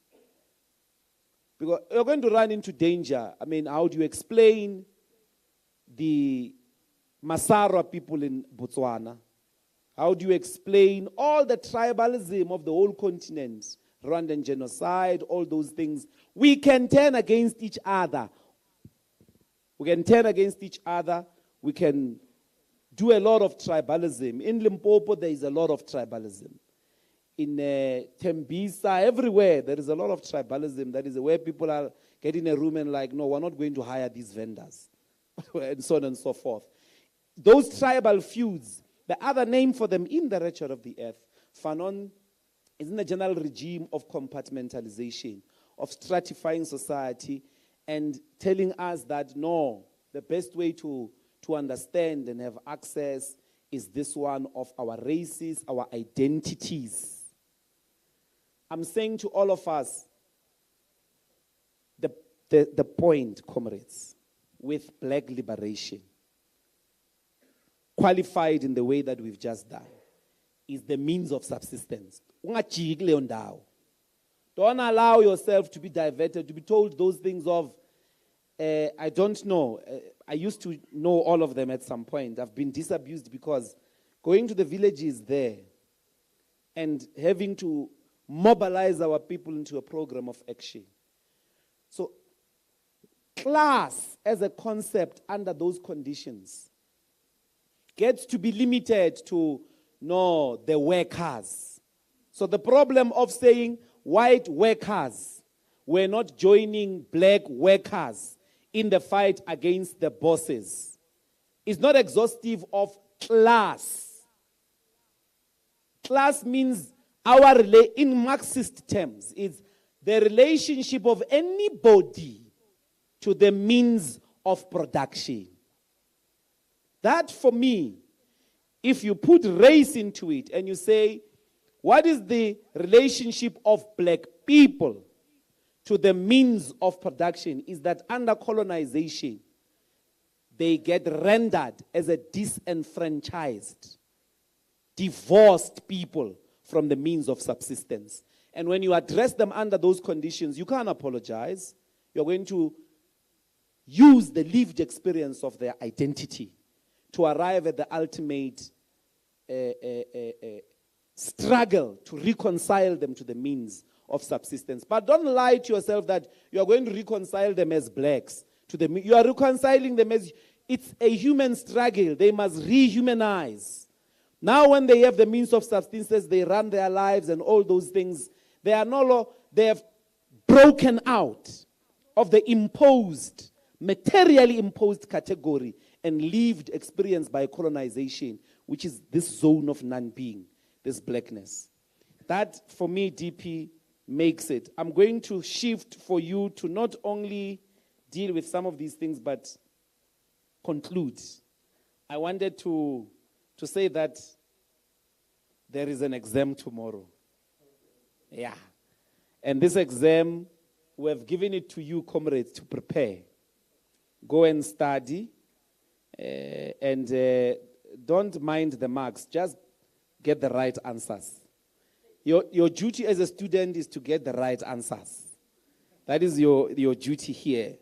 And then the final one is that inside is a guideline about the purpose of what we are doing here today.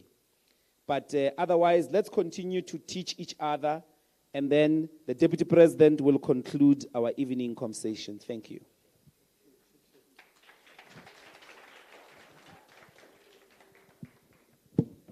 No, thank you very much, Commissar Mbuiseni. Just to deal with some of the few issues that are arising now.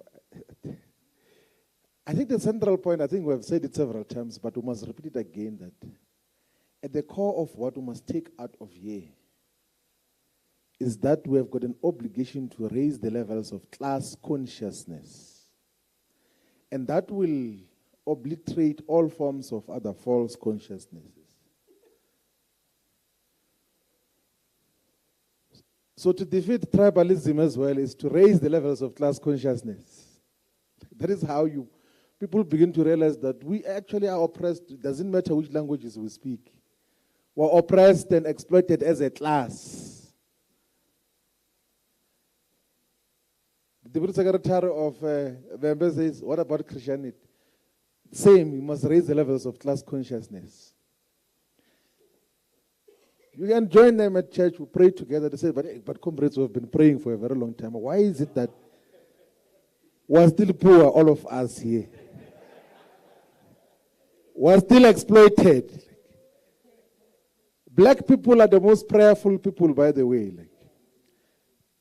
And then you must illustrate that, but we have been prayerful, all of us. They even say that In terms of Christianity, we constitute the biggest component of those of us who are born again. So there might be another reason why we are still trapped in this poverty perpetually. It's because we are the working class and we have to join into collective action. And we're saying in the immediate, the current instruments that we're using immediately is persuasion. To take political power through persuasion. Now we're still using the ballot. Now we have not graduated to that stage of using violence. We are still engaged in a non-violent revolution now. So what is difficult about that? So every time you think there's a difficulty, you must always look into raising the levels of class consciousness. That is why we're emphasizing that the fighters in KwaZulu-Natal, the best way to defeat, to undermine the IFP, is to raise the levels of class consciousness against the Zulu nationalism which the IFP mobilizes around. And that is what we need to do. That is what is our obligation everywhere else that we have to exist, that, including in the Western Cape, where there is this perceptive division between the so-called colored people or colored people and the African majority. We must get to commit ourselves to then say that we are all in the same situation. We're all facing the same difficulties, and we need to then fight with all of these issues clearly. And it's 100% correct what Komisam Bwisen is saying, that decolonization is not equals to revolution. So decolonization, so the symbol of decolonization is the flag. You know. The new flag, when they've said no, we have Independence Day. And then they've got a new national anthem, and then the flag goes up. But without a rupture in terms of the ownership of the key means of production. So no change of those who use, so it doesn't fundamentally change anything. Those who are exploited are still, the bosses still remain the bosses as they were before.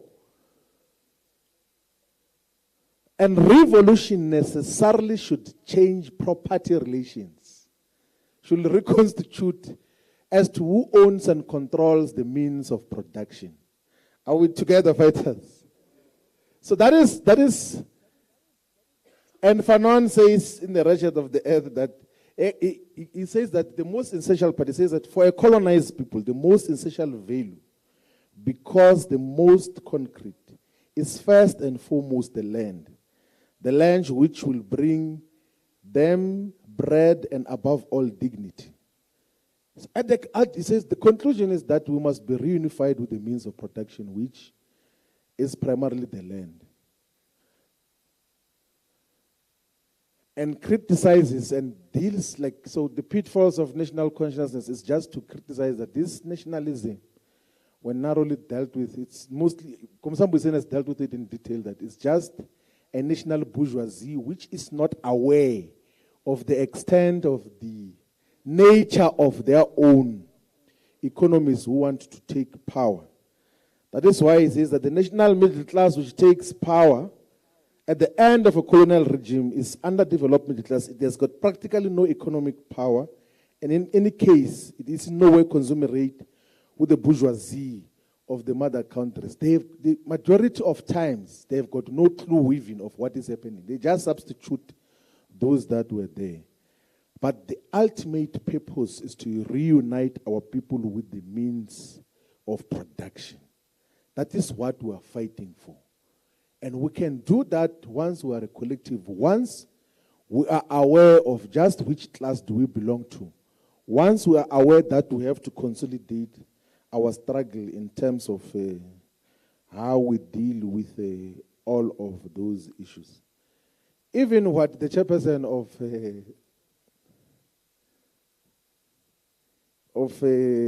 Western is saying, the solution is let's raise the levels of class consciousness. I don't think that was a correct reading of what Ipsos said.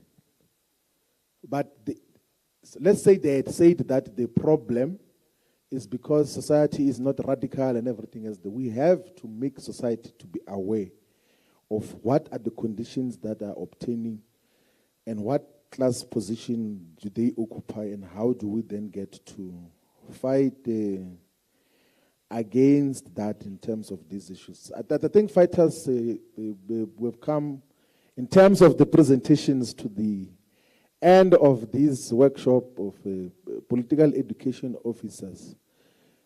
You must congratulate yourselves for having paid attention and having got to ask critical questions that get to enrich the interventions that are made here. I think we have already emphasized just that part of what will be expected from you after the exams and passing of the exams is then the ability to go and speak to train the membership of the EFF. The entire membership of the EFF should be taken through political education, through the Constitution, the Founding Manifesto, the Code of Conduct, and the politics of the EFF. We should, all of us, be engaged in that. And only those who are going to pass the exam. Because if you have not passed the exams, what are you going to explain? I was saying to Commissar Mbuseni outside that we might need to, even as part of guidance, Gumani, to have maybe some standard speaking notes as well for the political education officers. So that all of us, the whole country, will communicate the same messages. We train, it's many voices, but single message in terms of what happens. Because there are certain things which must be avoided. Don't do political education if you're not sure of what you're going to say. If you do not know what you're going to cause confusion. You are going to achieve the opposite of persuasion. Remember, the people come to the EFF, like some they join because they want to listen. They say, no, let me join. Let me hear what this organization is saying. And then you go and speak confusion. They'll say, this thing is not part of what I'm part of. And I've picked up that there are some platforms which sometimes get created and people talk about political education with extreme levels of confusion. And that must be discouraged in terms of how we get to deal with political education. It must be properly packaged. It must be delivered with impact. It must be imparted properly. Not just to talk around or phrase mongering. We should avoid that by all means possible.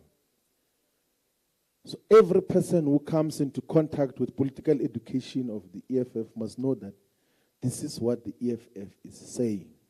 This is what the organization stands for, consistently in terms of how we deal with these issues. And also, you should develop your own better explanations, even localized explanations of all the cardinal pillars of the EFF. Don't be too quick to want to join into what you imagine or you think are the critiques or criticisms, which are sometimes baseless criticisms of the EFF. To the extent that some people think that, no, we must go and persuade the leadership to change the founding manifesto. It is not going to happen. If anything, we should develop a proper defense mechanisms, ideologically and politically, as to how do we best explain the fact that we are calling for the integration of the entire African continent, because that is going to benefit the entirety of the African continent. It's going to collectively develop all of us. But when people criticize the organization and then you join into criticizing it, then you are not a revolutionary. When people misconstrue the organization and spread all sorts of misleading and wrong information, and then you repeat after them, then you are not helping. If you genuinely do not understand, of course you must then always seek to thoroughly understand certain issues that are not clear to you. Not to repeat them all the time. We have clearly defined values and revolutionary norms and standards, which we carry an obligation as the organization to protect all the time. And I want to emphasize again that we should feed ourselves properly. We must consume the information that we have chosen ourselves. Don't just be fed by social media and be fed by television every time. And be fed by radio. Like listening to radio is sometimes can be very traumatic. A person just calls out of nowhere that discussing soccer. No, the problem is the EFF. They're discussing football that time. That I know Bafana draw is not supposed to draw. Is this thing of the EFF just and then you get agitated by those kind of things. So we should be very clear as to what we stand for. We should stick to our program. We should reproduce ourselves ideologically. We must persuade as many people as possible. What we know scientifically as the EFF thus far is that when we go and speak to our people, they understand us very well. They hear us. Where the EFF quantitatively grows is in areas where we had contact with the people. Not those things of, in a region, you have got a roving crowd of people calling themselves EFF. Once you put up proper organizational systems that is able to talk to each and every voter, they almost always respond positively. We do not have situations where people say, no, we do not want to hear anything from the EFF. It doesn't work like that. If you have been involved in doing work of the EFF on the ground, door to door during elections, there is no one who chases the EFF away. They listen. So we need to build the persuasive power. These are the weapons, these are the armaments that we need in terms of what is required. So let us remain disciplined fighters. Tonight, you must study with the question paper on hand and begin to appreciate and understand just what you must respond to when the exam is written tomorrow. And strictly, Komisambo is saying, if people can't be able to then deal and respond correctly to the questions, they must be taken out of the political education process. They can play another role. We've got so many responsibilities in the organization. And they're all equally important, by the way. Like putting posters is very important. It's very important. And we all of us put posters. You can check, we all of us. So we can have a dedicated focus on that. And with time, and sometimes it won't happen immediately, with time, you will begin to appreciate just what the movement, this is how we articulate some of the positions in a way that is going to sustain all of us. Otherwise, it has been so far so good. This program should continue to happen. We must always get to refuel ourselves as an organization, because political education is, of course, lifeblood, but it's the fuel that keeps us running. Let's continue to fight. Fighters, victory is certain. Thank you very much. Thanks, DP. Comrades, dinner is served. The exam is exactly in this room at 9 o'clock. 9 o'clock in the morning. Good night. Go and study. Kabulagi yuala uta faila. Blau chwalu study ang chwalu zo faila.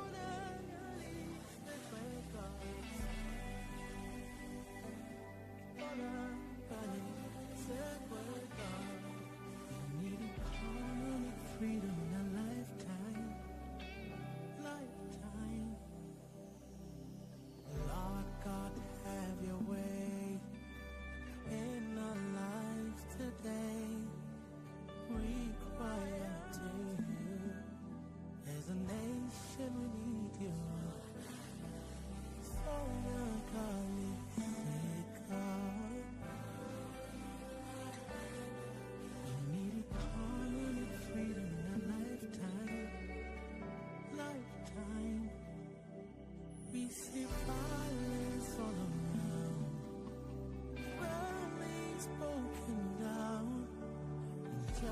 justice for the poor.